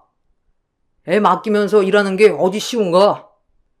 이것도 다 당신 위해서 선택한 건데 당신 그런 식으로 받아들이면 어떡해? 조금만 고생해줘. 내가 일 금방 정리하고 그만두면 가게 일 내가 볼 테니까. 알았지? 막상 가게 일을 정리하다 보니 생각보다 가게에 달린 빚들이 많았고 가게 내부에도 수리가 필요한 곳이 한두 군데가 아니었어요. 그럼에도 남편은 큰소리 떵떵 치는 모습은 어디 가고 가게 일은 모두 저에게 맡겨놓기만 했습니다. 그런 남편은 자기가 일을 그만두기 전까지만 맡아서 해달라고 말을 했고 그 말을 믿고 당분간만 가게를 봐주자는 생각으로 전 그렇게 가게 일을 시작하게 됐어요. 처음에는 한두 달만 해보자는 생각을 하게 됐는데 그 후로도 남편은 가게 일에 관심을 두지 않자 제가 결국 책임지고 가게를 운영하게 되었습니다. 가게를 떠안고 나서 저는 누구보다 열심히 일을 했어요. 고장난 곳도 셀프로 고쳐가면서 비용을 아꼈고 내부 인테리어도 셀프로 하면서 조금씩 바꿨습니다. 주변에 홍보도 하고 이벤트도 많이 열어두니 입소문을 듣고 찾아오는 사람들이 점점 많아졌어요. 점점 상황이 좋아지자 그제야 시댁에서는 자기들이 점포를 줘서 잘 나가는 거라면서 공짜로 점포를 줬으니 이제부터 매달 돈을 달라고 했어요. 그것 봐라. 가게 가지고 가니까 잘 되지? 그거 다 내가 잘 운영해서 사람들이 찾아오는 거야. 잠깐 비수기라서 잘 안 됐던 거지? 원래는 그렇게 잘 되는 곳이라니까. 이렇게 된 거 안 되겠다. 이제는 값을 치러야지. 너희 이제 돈 어느 정도 벌지 않니? 이제부터 매달 우리한테 돈 줘야 되겠다. 안 그래도 너희한테 가게 주면서도 고민을 많이 했는데 솔직히 그거 처분해서 내 노후 자금으로 쓰려고 했던 거였거든. 이제는 너희가 내 노후를 책임져야 될 것 같은데 안 그러니? 어머님, 거기 가게 처분해서 받는 돈보다 빚이 더 많았어요. 어머님 1년 동안 물건 받으시고는 그거 결제도 안 하셨다면서요. 거기다가 거기 땅도 이미 담보대출 풀로 받아뒀던 거였고 어머님 무슨 그걸 처분해서 어머님 노후를 챙겨요. 그렇게 말씀하시면 저 너무 서운해요. 어머님 용돈 드릴 수 있지만 노후까지 책임져 드린다는 말은 보장 못할 것 같아요. 아니, 그게 다 가게 운영하면서 그 정도는 다 생기는 거지. 무슨 그것까지 따지고 있니? 너네한테 안 줬으면 내가 그 돈 벌었을 건데 당연히 너희가 가게 가져갔으니 그 돈은 나한테 줘야 하는 거 아니니? 너야말로 너무 서운하다. 너희 솔직히 내가 가게 안 줬으면 그 돈 만질 수야 있었겠어?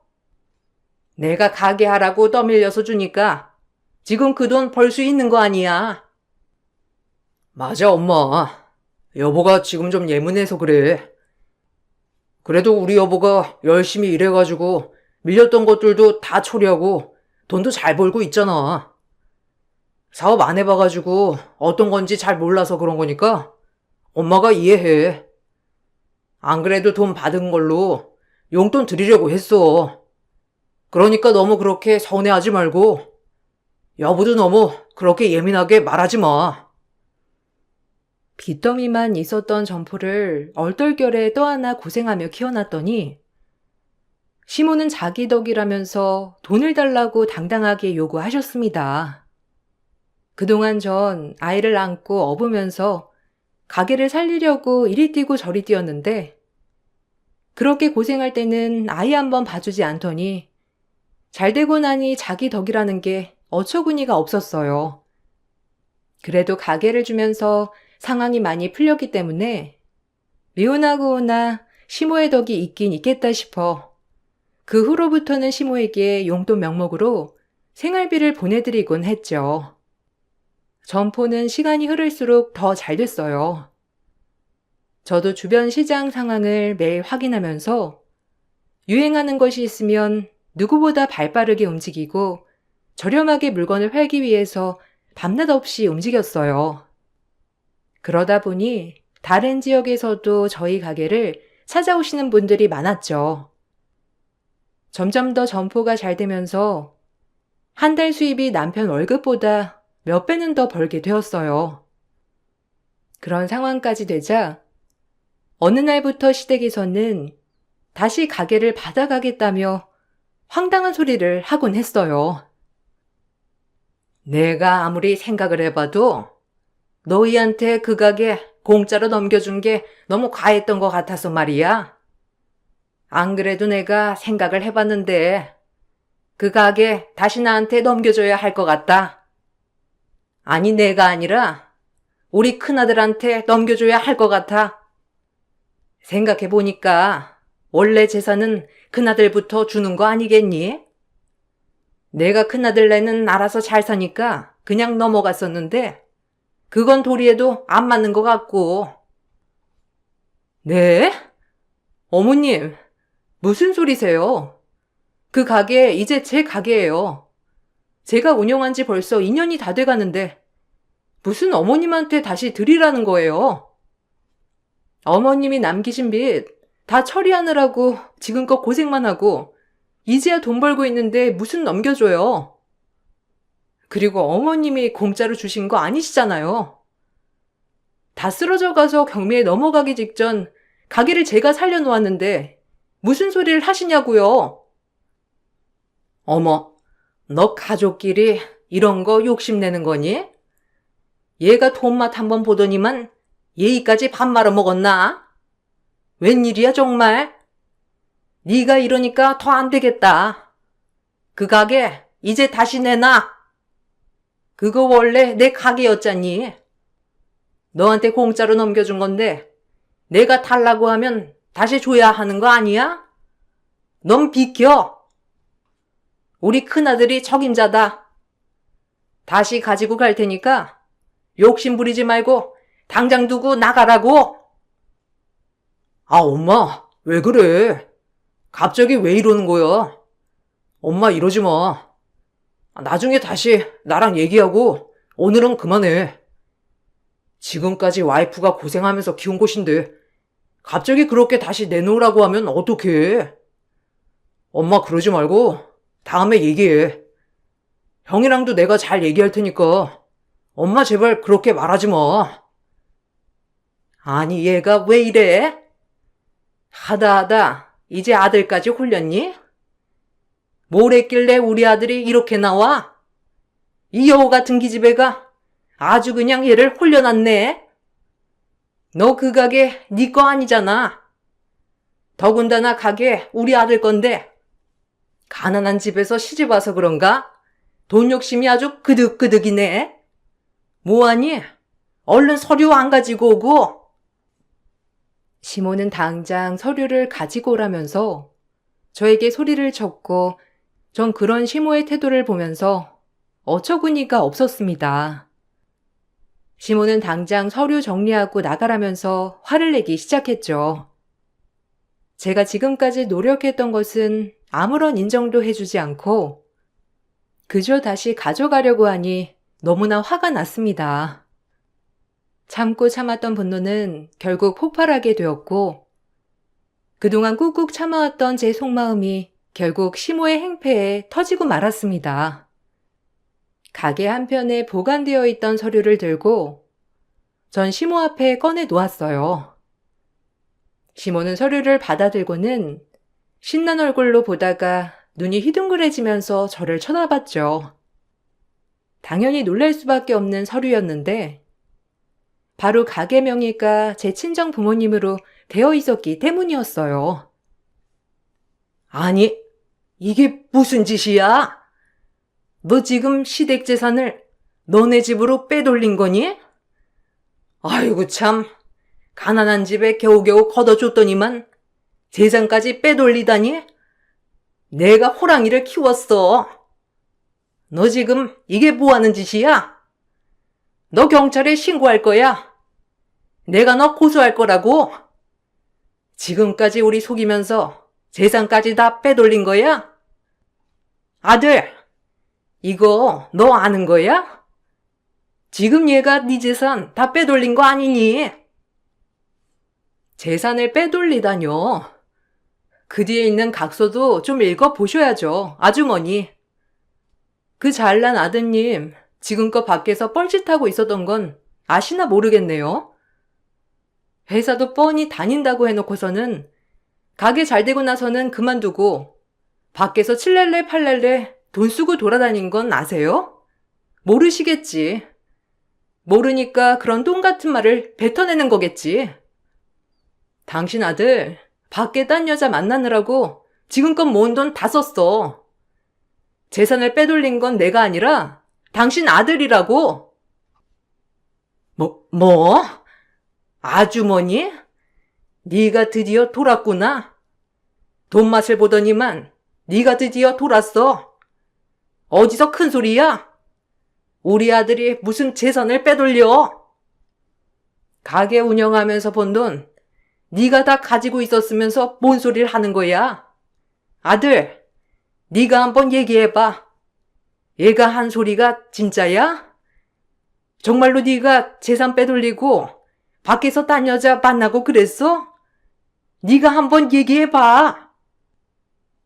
엄마, 그게 엄마 잘못했어.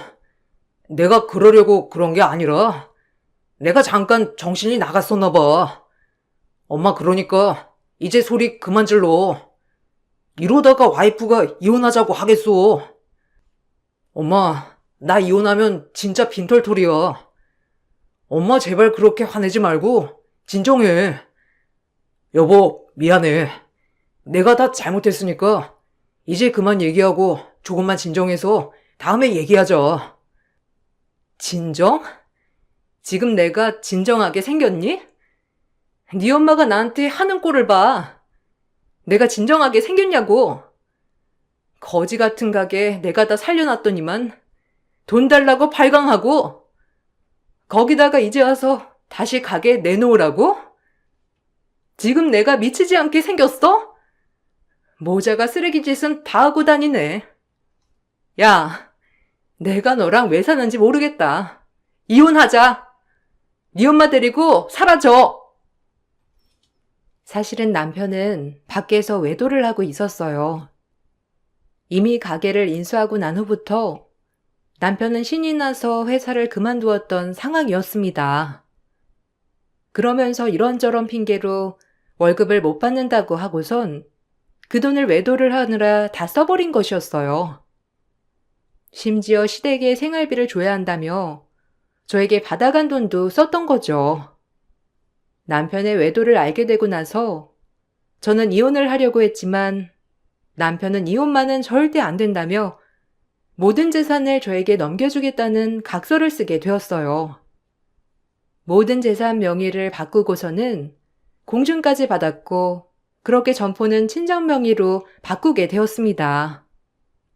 남편의 각서에는 만일 시댁에서 저에게 말도 안 되는 요구를 할 때에는 모든 재산을 저에게 주고 아이 양육권도 주고선 이혼을 할 것이라 적혀 있었습니다. 법적 절차를 모두 걸치고 친정 명의로 모든 재산을 양도했기 때문에 문제가 될 것은 없었어요. 그 서류를 확인하자마자 시모는 남편의 머리를 뒤흔들며 통곡을 했습니다. 시모는 그 뒤로도 저에게 으름장을 놓으며 가게를 넘겨줄 것을 요구했어요. 그 압박은 친정 부모님에게도 전달이 되면서 모든 상황을 알게 된 친정 부모님은 저에게 이혼을 하라며 권유를 하셨고 저는 용기를 내 남편과 이혼을 하게 되었어요. 이미 남편이 외도를 한 증거들이 모두 있었고 시모가 막말을 했던 것도 다 증거로 있었기 때문에 이혼 과정은 수월했습니다. 당연히 유책 배우자인 남편과 시모는 저에게 위자료를 지불해야 했어요. 그 뒤 남편은 저에게 도와달라며 연락이 왔습니다. 여보, 아니, 주영 엄마, 나 부탁이 있는데 하나만 들어주면 안 될까? 그 생활비 좀 보내주면 안 돼? 안 그래도 다시 취업하려고 했는데 생각보다 쉽지 않네. 지방으로 가야 할 것 같아. 근데 집도 구해야 하고 지금 당장 생활비가 없어서 당신이 좀 도와주면 안 될까? 내가 취업을 해야 주영이 양육비도 보내주고 그러지. 왜 그걸 나한테 말해? 당신 잘난 어머니한테 부탁하면 되잖아. 그걸 왜 나한테 말하냐고. 나한테 부탁하지 말고 당신 집에 가서 부탁해. 그렇게 가난한 집 딸이라면서 평생을 무시해놓고서는 왜 이제 와서 생활비 달라고 나한테 부탁해? 어처구니가 없어서.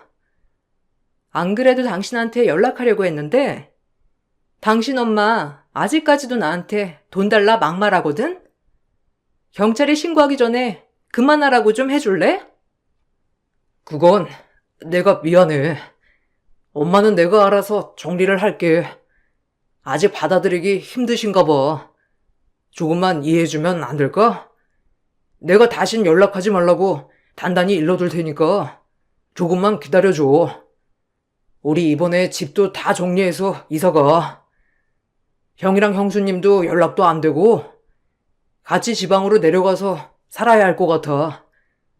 당신한테는 정말 미안해.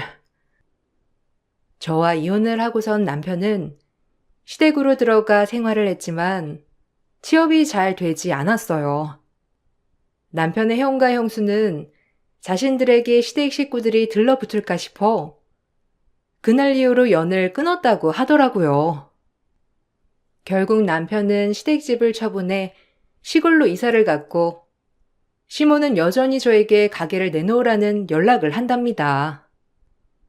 이제는 더 이상 놔두지 않고 녹취록 증거로 신고를 해야 할지 아니면 남편의 말처럼 조금 시간을 줘야 할지 고민을 하고 있어요. 그렇게 저와 저희 집안을 무시했던 시댁 식구들이 뿔뿔이 흩어지고 힘들어하는 모습을 보니 한편으론 사람 인생은 한 치 앞도 알 수 없구나 생각이 드네요. 지금은 저도 아이를 키우면서 가게 운영을 하느라 바쁜 나날을 보내고 있답니다.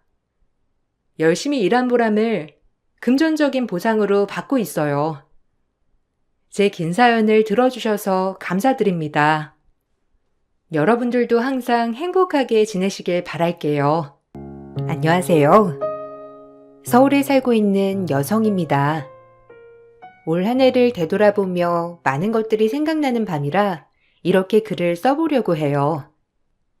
평범한 회사원이었던 저는 남편을 만나 결혼을 했습니다. 남들도 그러하듯 정말 평범한 결혼 생활이었고 시댁과의 사이도 그렇게 나쁘진 않았어요. 하지만 동서라는 새 식구가 들어오고 나서부터 시어머니의 태도는 180도 돌변하셨어요. 그전엔 시댁 자리도 나쁘지 않다고 생각했는데 어머님의 속물근송을 동서가 들어오고 난 뒤 정확히 알게 되었거든요. 며느리끼리 이렇게 차이 날 줄 알았으면 첫째 며느리도 좀 있는 집 자식에 직업도 전문직 여성으로 맞이할 걸. 우리 아들에 비해 네가 너무 딸리잖니. 평범해도 정도가 있지. 솔직히 네 동서 봐라. 얼마나 머리도 좋고 능력 있는 여자니? 어머, 어머니도. 제가 그러면 형님한테 죄송해지잖아요. 형님, 어머님 말 고깝게 듣지 마세요. 이게 현실이니까. 사실 요즘 세상에 많이 배우고 많이 알아야 무시당하지 않는 세상이잖아요. 전 그걸 미리부터 알아서 이렇게 된 거고요. 역시 네가 성경지명이 있구나. 나도 어디 가서 며느리 자랑할 생각에 너무 신나는 거 있지? 우리 둘째 덕이야 이게. 어머님이 그러시니 제가 뭐라 드릴 말씀은 없다만 저 역시 그럼 더 좋은 집에 시집 갈 걸 이라는 말이 합리화가 되는 건가요? 네 주제에 우리 집도 감지덕지지. 더 좋은 집이라니? 우리 집이 뭐 네 성에 안착이라도 한다는 거니? 말이 그렇다는 거죠. 어머님도 갑자기 저 성에 안 차시니까 그렇게 따지면 저 역시도 마찬가지다. 이 말씀을 한 거예요. 어머, 형님, 자격지심 있으세요? 어머님이 지나가는 말로 한 얘기를 꼭 그렇게 받아치면 싸움하자는 거잖아요. 역시 둘째가 생각이 깊다. 쟤한테 무서워서 무슨 말이나 하겠냐? 너도 한 귀로 듣고 한 귀로 흘려. 갑작스럽게 저에게 척을 지는 어머님을 보아하니 어이가 없었어요. 동서는 연세대학교를 나온 수재에 지금은 대학원을 들어가서 석사 학위를 진행 중에 있는 여성이었어요. 교수님들 눈에 들어서 석사를 한 뒤 박사까지 밟을 거라며 어머님께 예쁨을 독차지하게 되었죠.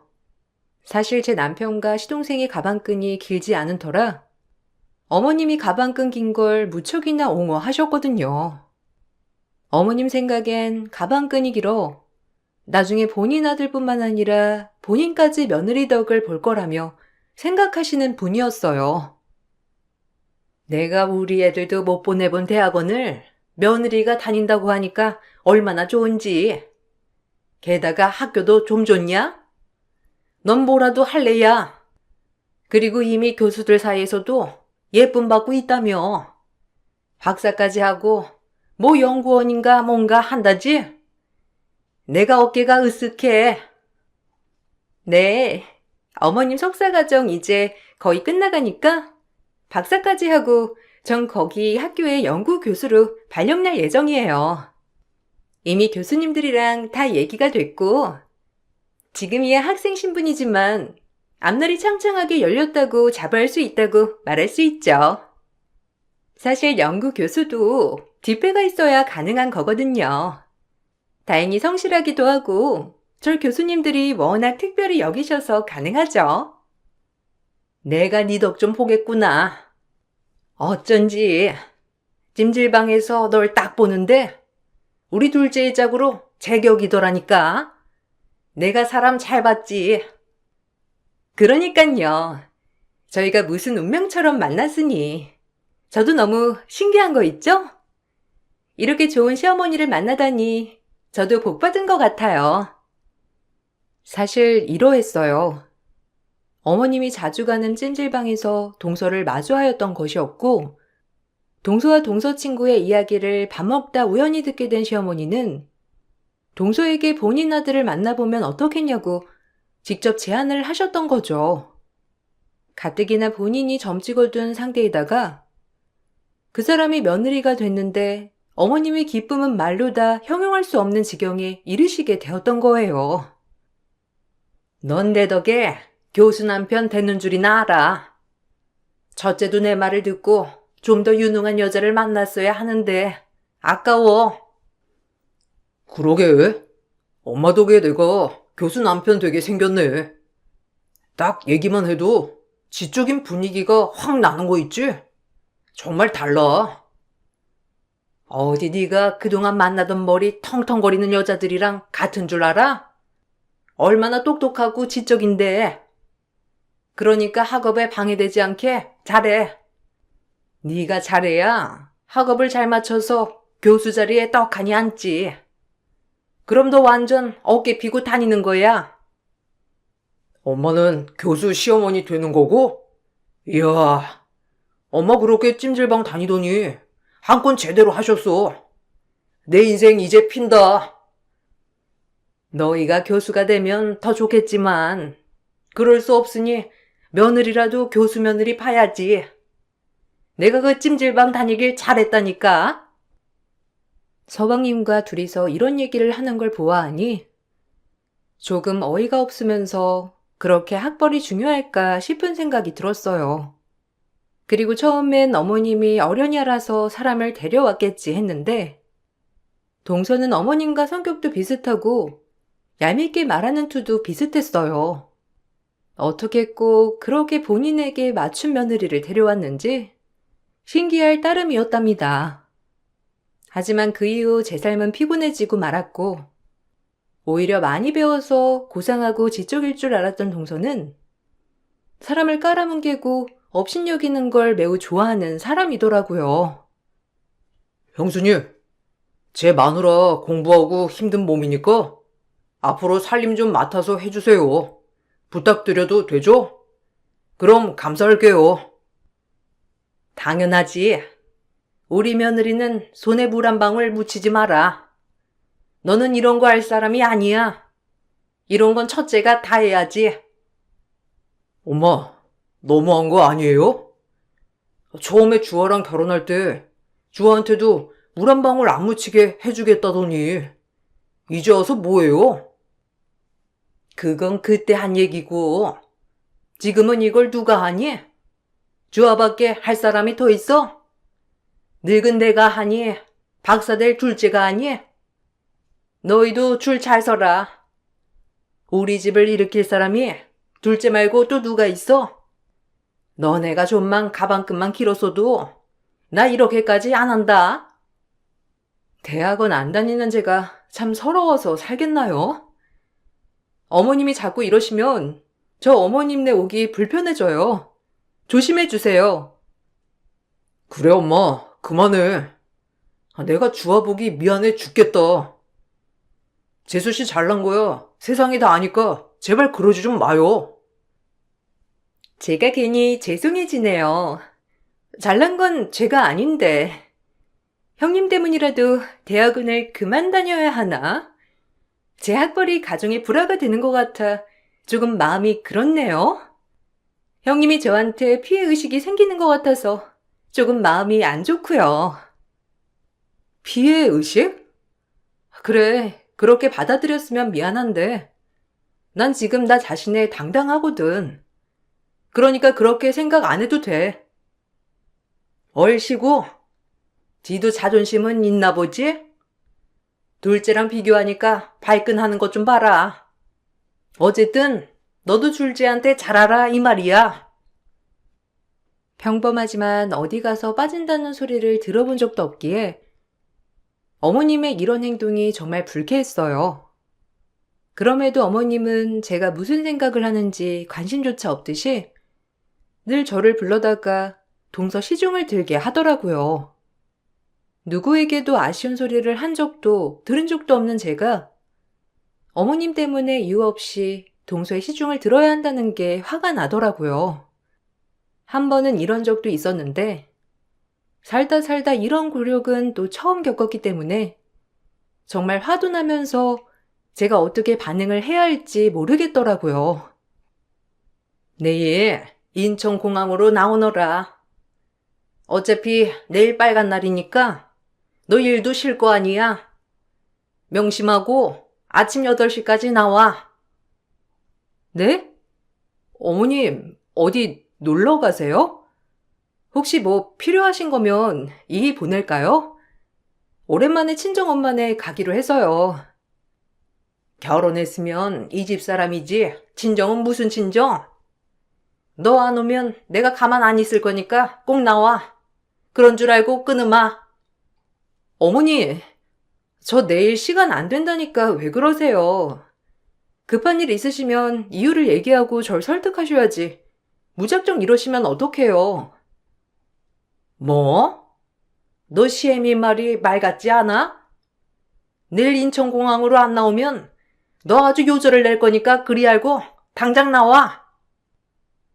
대뜸 빨간 날이니 공항으로 나오라는 어머님이었고 친구분들이랑 놀러 가는데 혹시라도 뭐가 필요해서 부르시나 싶었어요. 그래도 갑자기 제 의사를 물어보지도 않는 것에 대해 불쾌하긴 했지만 어머님의 말씀이니 가서 보자라는 식으로 나가게 되었죠. 하지만 그곳엔 여행 가방을 바리바리 싼 동서와 어머님이 있었습니다. 순간 당황해서 이게 뭐지? 싶은 마음이 들더라고요. 저보고 짐을 챙겨오라고 하지 않았으니 셋이 여행 가는 건 아닐 거고 동서의 짐만 있는 것을 보고 의아해하는 마음이었어요. 어머, 형님 오셨네요. 아우, 어머님한테 안 그러셔도 된다고 했는데. 굳이 형님을 불러가지고. 죄송해요. 괜찮다니까. 가족끼리 이럴 때 돕는 거지. 예, 너 이 짐 좀 들어라. 이거 짐도 붙여야 하고, 네 동서가 할 게 많더라고. 비행기에서도 논문 써야 한다는데, 아침부터 이렇게 복잡한 거 시킬 수 있니? 그래서 내가 너 좀 불렀다. 어서 이것 좀 해. 네? 저보고 지금 짐 붙여달라고 부르신 거예요? 아니, 동서, 이런 거 혼자 못해? 지금 동서 여행 가는데 이게 뭐 하는 짓이야? 땡! 어디서 큰 소리를? 여행이라니? 얘 지금 논문 쓰러 일하러 가는 거다. 알고나 말해. 얘 컨디션 조절해야 하는데 네가 좀 이런 거 해줄 수도 있는 거지. 새벽에 태워다 주는 건 내가 있으니 이런 건 큰형님으로서 좀 도와주면 덧나냐? 어머님, 저 인천공항까지 1시간 20분 걸려서 왔어요. 근데 지금 고작 짐 붙이는 것 때문에 저 부르신 게 말이 된다고 생각하세요?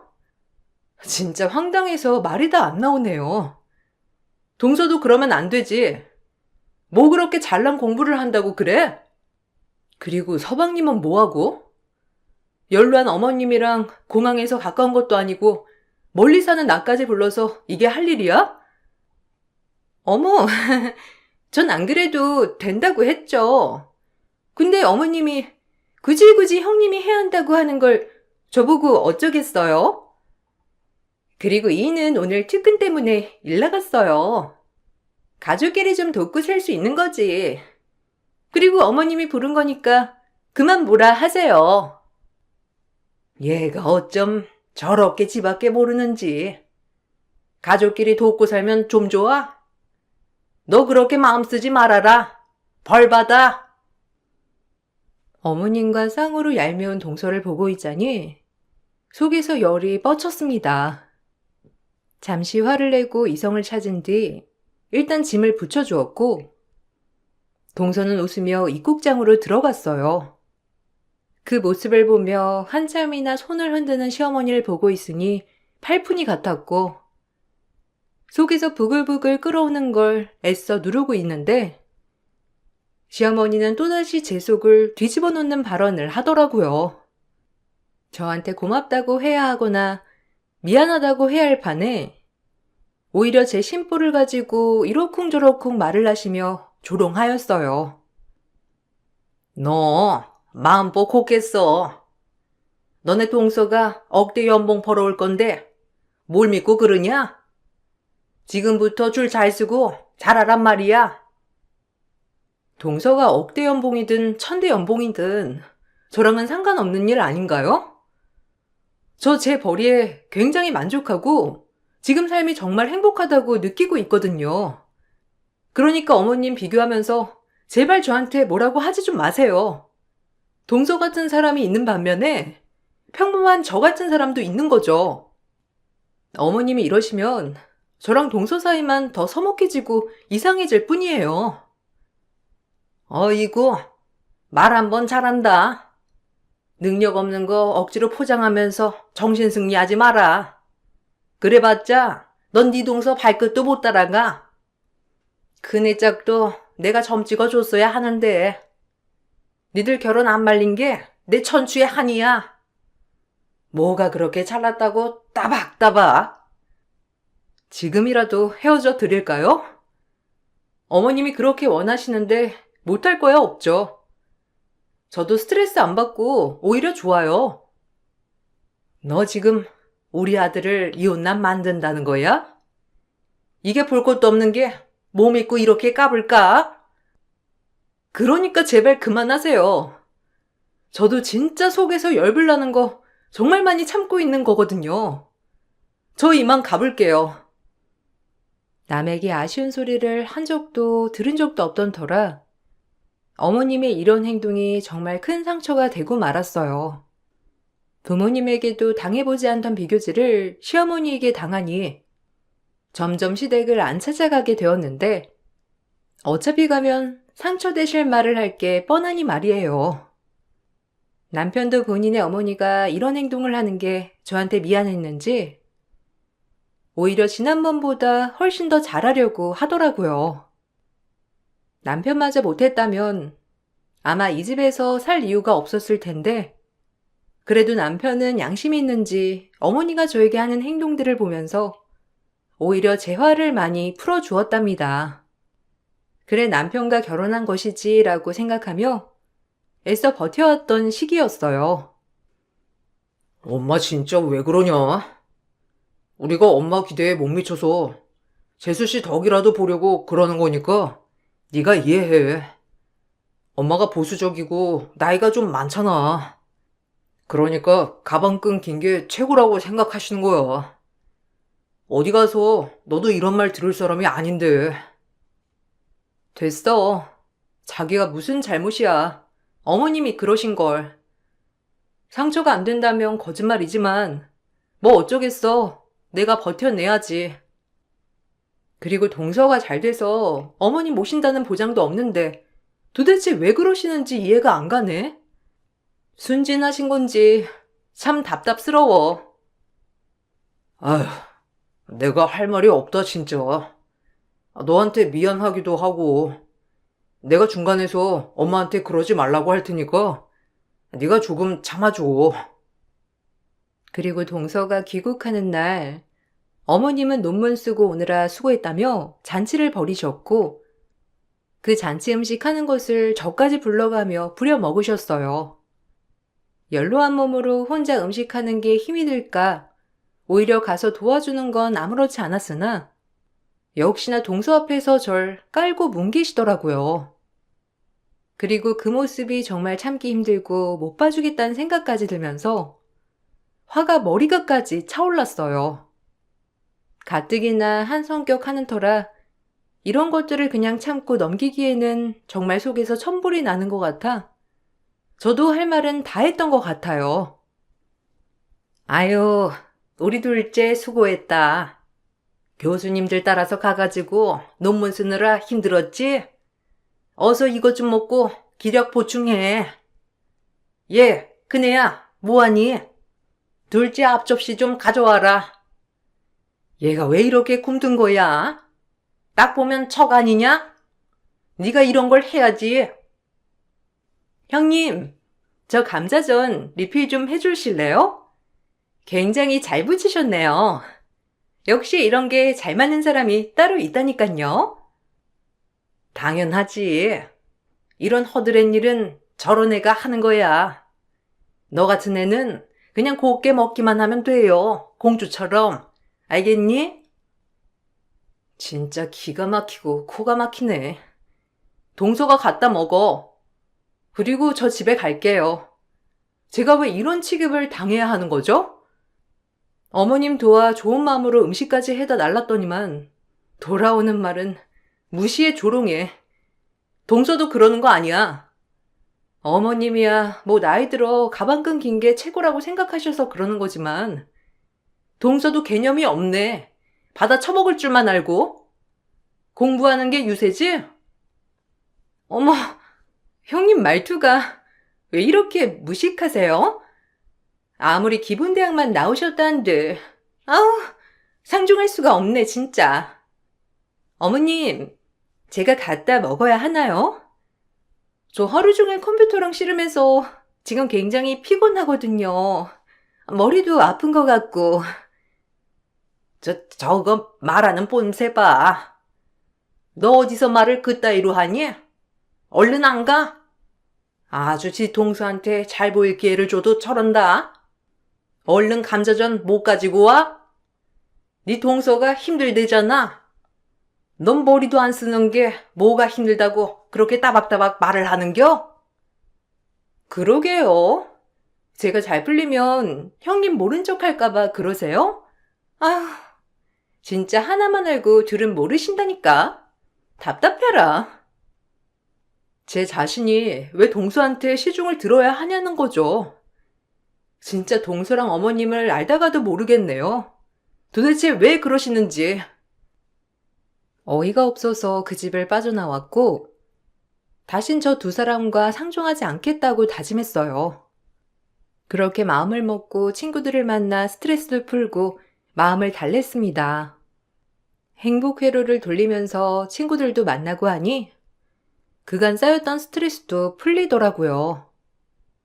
사실 여자들끼리 만나면 이런저런 얘기를 하는 거야 당연한 얘기잖아요.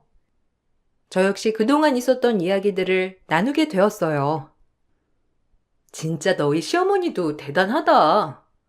아니, 네 동서 어디 대학원이라고? 그럼 걔 잘 알겠네. 한번 물어나 봐야겠다. 아, 됐어. 물어보면 뭐해? 거기서 어떻게 생활하는지 알고 싶지도 않아.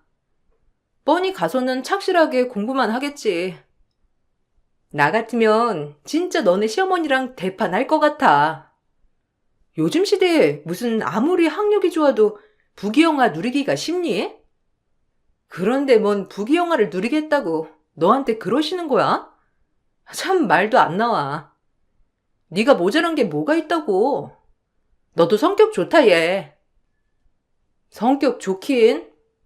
나도 할 말은 다 하지. 그런데도 불구하고 진짜 못당해 낸다니까? 매번 같은 말 반복하는 것도 입 아프고 힘들어.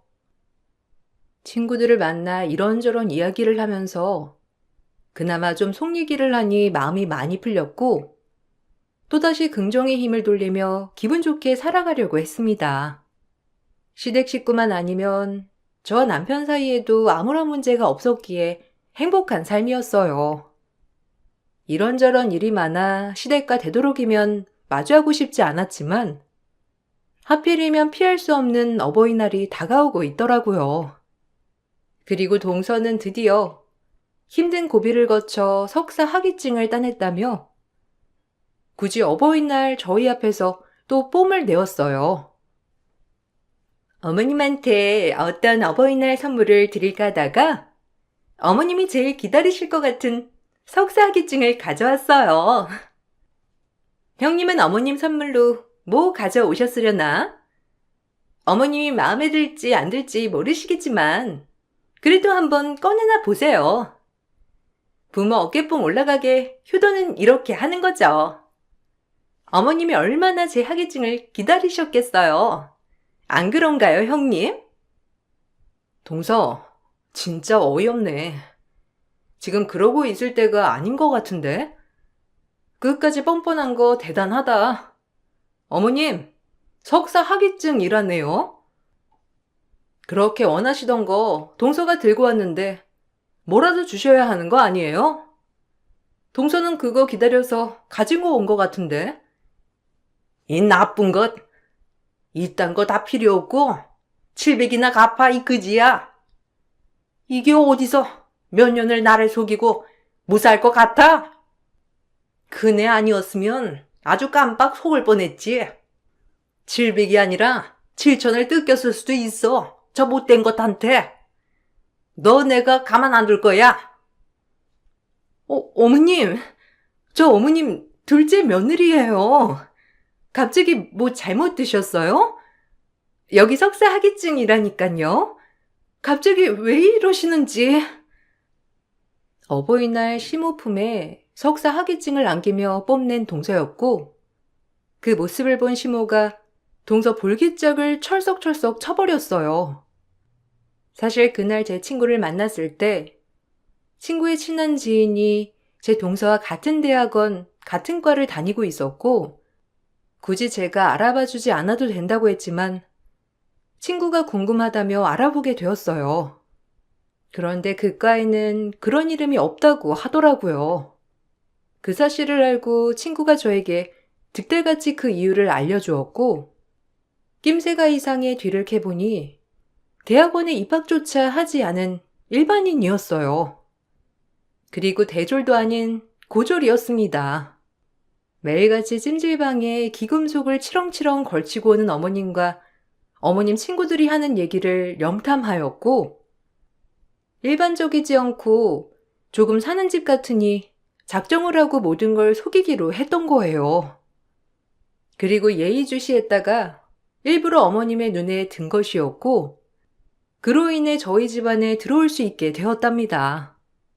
상대적으로 돈은 있지만 늘 자식들의 학벌이 못마땅했던 어머님은 며느리를 통해서라도 어깨에 힘 좀 주고 싶었던 거였고, 그 욕심으로 인해 여기까지 오게 된 것이었어요. 동서는 어머님께 용돈을 명목으로 그동안 야금야금 100만 원, 200만 원씩 가져갔더라고요. 어머님은 교수 며느리가 될 줄 알고 조금씩 용돈이 필요하다는 동서에게 한 푼, 두 푼 기분 좋게들 뜯기셨던 거였어요. 이 나쁜 것! 네가 감히 나를 속여?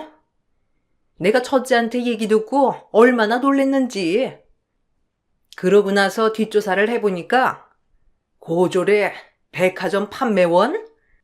매일같이 대학원 가는 척하면서 아주 천한 백화점으로 출근 잘했더라. 이 근처 백화점에 취직하면 내 친구라든지 우리가 혹여라도 널 발견할까봐 천안까지 매일 고속버스 타고 다니면서 출근했던 거니? 이 학위증도 다 가짜 아니야? 못된 것 같으니라고. 내가 어떻게 너 같은 며느리를 두고 고귀하다고 했을까? 내가 눈이 삐어도 단단히 삐었지. 어머니, 그게 아니라 제가 다 설명드릴게요. 그래서 어머님이 원하는 며느리 되려고 지금 공부 중이었어요. 제가 석사학위증 갖다 주면 어머님한테 거짓말한 게 아닌 게 되는 거잖아요. 그러니까 어머님, 노여움 푸세요. 저밖에 없다고 하실 땐 언제고 이렇게 막말을 하시는 거예요? 그깟 학위증이야 받아주면 그만인 것을. 참 너무하시네요. 완전히 콜라보 장난 아닌데요? 학벌에 눈이 돌아서 돈을 갖다 바친 어머님이나 어머님 하나 꼬셔가지고 대단한 며느리 행세한 동서나 뭐 끼리끼리 잘 어울리네요. 이 조합 계속 보고 싶은데 어쩌죠? 사람 그렇게 개무시하더니. 입만 열면 뻥치는 며느리 데리고 어디 한번 잘 살아보세요. 어머님의 수준이랑 딱 잘 어울리는 그런 며느리니깐요. 아니 여보, 이게 어떻게 된 거야? 거짓말 이러니? 엄마, 사실대로 말해봐요. 엄마가 소개해준 거잖아. 이런 것도 안 알아보고 날 소개해준 거야? 아, 내 친구들도 이제 곧 교수 와이프 두냐고 난리인데 그럼 다 뻥이었다는 거야? 여보, 내 말 좀 들어봐. 그래서 지금 공부하고 있잖아. 당신 교수 남편 만들어주려고 지금 나 진짜 열심히 공부하고 있어. 대학부터 들어가야 할 것 같은데 어떻게 공부를 한다는 거니? 잔머리나 굴릴 줄 알지. 그 머리로 뭘 한다고. 이 꼴을 보고 나니 오히려 어머님에게 잘 되었다는 생각이 들면서 모든 본인의 길을 세워주는 며느리만 가족 취급하는 어머님께 정이 떨어졌습니다. 전 남편에게 얘기를 하여 시댁과 손절에 이르렀고 동서를 학위 조작으로 고소하였습니다. 어차피 이제 안 볼 사람인데 그동안 동서와 어머님께 당한 것만 생각하면 열이 뻗쳐서 못 참을 것 같았거든요. 정확히 학위를 조작한 사실이 분명하였고 조작된 학위증까지 증거가 있음에 동서는 학위 위조와 함께 공사문서 위조죄로 처벌을 받게 되었어요. 학력 위조로는 경미한 처벌이었고 대신 공사문서 위조를 했기 때문에 2년 이하의 징역을 받게 되었습니다. 뿐만 아니라 시어머니도 동서를 사기죄로 고소하면서 동서는 이도 가도 못하는 신세가 되어버렸고 그제야 싹싹 빌더라고요. 제가 대학원 들어간다니깐요. 일단 대학교부터 가야 대학원을 갈 거 아니에요. 저 지금 수능 준비하고 있으니까 좀만 기다려 달라고요. 그런 거짓말이 아닌데 왜 이렇게 성격이 급해서 절 못 잡아먹어서 안달이세요? 전 진짜 박사 땁니다. 그러니까 빨리 둘 다 고소 취하해 주세요. 제가 진짜 박사 교수 되면 어떡하려고 절 이렇게 하대해요? 부탁드려요. 정신이 아주 병들었어. 그 나이에 대학교 나와서 대학원까지 언제 갈래? 60에 갈래? 인생 똑바로 살아. 취직해서 인생 필 생각 말고 본인을 더 가꾸고 당당하게 살아가란 말이야. 진짜 너 같은 애한테 그 꼴을 당한 거 진짜 두고두고 못 참아. 맘 같아선 네 인생을 다 아작내고 싶은데 그럼 똑같은 인간이 되니까 법으로 해결하는 줄 알아. 넌 그리고 이혼이야. 감히 날 속이다니. 엄마만 아니었어도 너 같은 애랑 결혼하는 게 아니었는데 내 인생 돌려내. 아이고, 우리 둘째 인생 어쩌냐. 저거한테 속아서 괜한 이혼남만 되고. 아유, 내가 미쳤지. 제대로 알아보지도 않고. 지팔 직군이죠. 어머님 본인이 위신 쓰려고 아들 이용해서 이렇게 된 거 아니에요? 꼴 좋네요. 아주 그 욕심 끝장나요. 시동생도 화가 났는지 이혼 소송을 걸게 되었고, 동서는 공사문서 위조죄와 더불어 이혼과 함께 시동생에게 위자료를 주어야 했습니다. 시어머니 저 시동생 모두가 고소하니 동서는 모든 걸 자포자기하는 얼굴이더라고요. 완전 피해자인 서방님이 불쌍했지만 혼인기간이 길었음에 혼인 무효소송은 기각되었고 이혼소송으로 들어가야 했어요. 그러면서 빚더미에 오르게 되었고 일이 이렇게 되니 저에게 알랑알랑거리는 시어머니였는데 완전 더 열받더라고요. 내가 이럴 줄 알았다니까. 사실 내 마음이 너무 안 좋았지 뭐니. 네가 나한테 좀 잘했니? 근데 그게 고깝게 나를 홀려가지고 내가 뭐에 횟가닥 했나 보다. 그러니까 네가 마음 풀고 우리 다시 예전처럼 잘 지내보자. 알겠지? 나 용서할 거지? 용서 같은 소리요. 이제 어머님 다신 보고 싶지 않아요. 절 성에 차지 않아 있으니 서방님 두 번째 며느리를 어머님 마음에 쏙 드는 처자로 골라다가 앉히세요. 그리고 천년만년 그렇게 살면 되겠네요. 전 이제 어머님 며느리 안 하렵니다. 저 역시 저한테 이것저것 해주면서 엄마처럼 다정다감한 시어머니가 좋지. 어머님처럼 며느리 알기를 본인 이신 세워줄 사람으로만 생각하는 시어머니와는 엮이고 싶지 않네요. 그럼 건강하시고 잘 지내세요.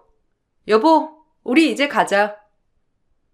그러니까 주아한테 좀 잘하지 그랬어. 난 힘 없으니까 엄마가 주아 설득하든지 알아서 해. 주아가 엄마 안 본다면 내가 엄마를 어떻게 봐? 나까지 이혼남 만들려? 연락하지 마세요. 주아와 풀리기 전까지 저도 안 갈 테니까. 다행히 남편은 저의 편에 서주었습니다. 그동안 동서와 어머님의 농간에 제가 그동안 당한 걸 옆에서 봤던지라 저의 결단이 너무하다고 생각하지 않다고 했어요. 덕분에 시어머니는 더욱더 충격을 먹게 되었고 그걸 보고 있으니 고소했습니다. 본인이 뿌린 씨앗, 본인이 거두는 거라고 생각하니 저 역시도 앞으로 인생을 살 때 똑바로 살아야겠다고 생각했어요. 아니 너까지. 주아야, 내가 잘못했다니까 자꾸 이럴래? 가족끼리 이러는 거 아니니까 화 좀 풀고 내 얘기 좀 들어. 가족은 누가 가족이에요? 어머님이랑 저랑 가족이었나요? 이제야 사실이네요. 어머님이 이렇게 질척거리면 어머님 큰아들마저 이혼남 되니까 그리 아세요. 두 아들들 이혼남 만들고 싶으면 계속 이렇게 질척거리시던가요. 들었지? 그러니까 연락 마요. 주아 화 풀리면 내가 알아서 연락할게. 그러니까 그냥 엄마도 좀 반성하고 있어. 예, 너 원래 이렇게 모진애였니? 내가 잠시 사리 판단이 흔들려서 너한테 상처를 줬다 해도 꼭 그래야겠어? 이제 와서 이러는 게 뭐가 중요해요? 엄마가 잘못한 건 사실이니까 주화 화 풀릴 때까지 기다리세요, 그냥. 그렇게 시어머니와 손절을 했고, 남편은 지 눈치를 보느라 아직도 본인 어머님과 연락을 하지 않고 지내고 있어요. 그리고 서방님은 본인 인생 또한 어머님이 망쳤다며 어머님과 연을 끊다시피 했고요. 이쯤 되니 어머님은 적적하신지 재화를 풀어주시려 부단히 노력을 하고 계신답니다. 하지만 이미 받은 상처 절대 아물 것 같지 않아 아직까지 연락은 하지 않고 있어요.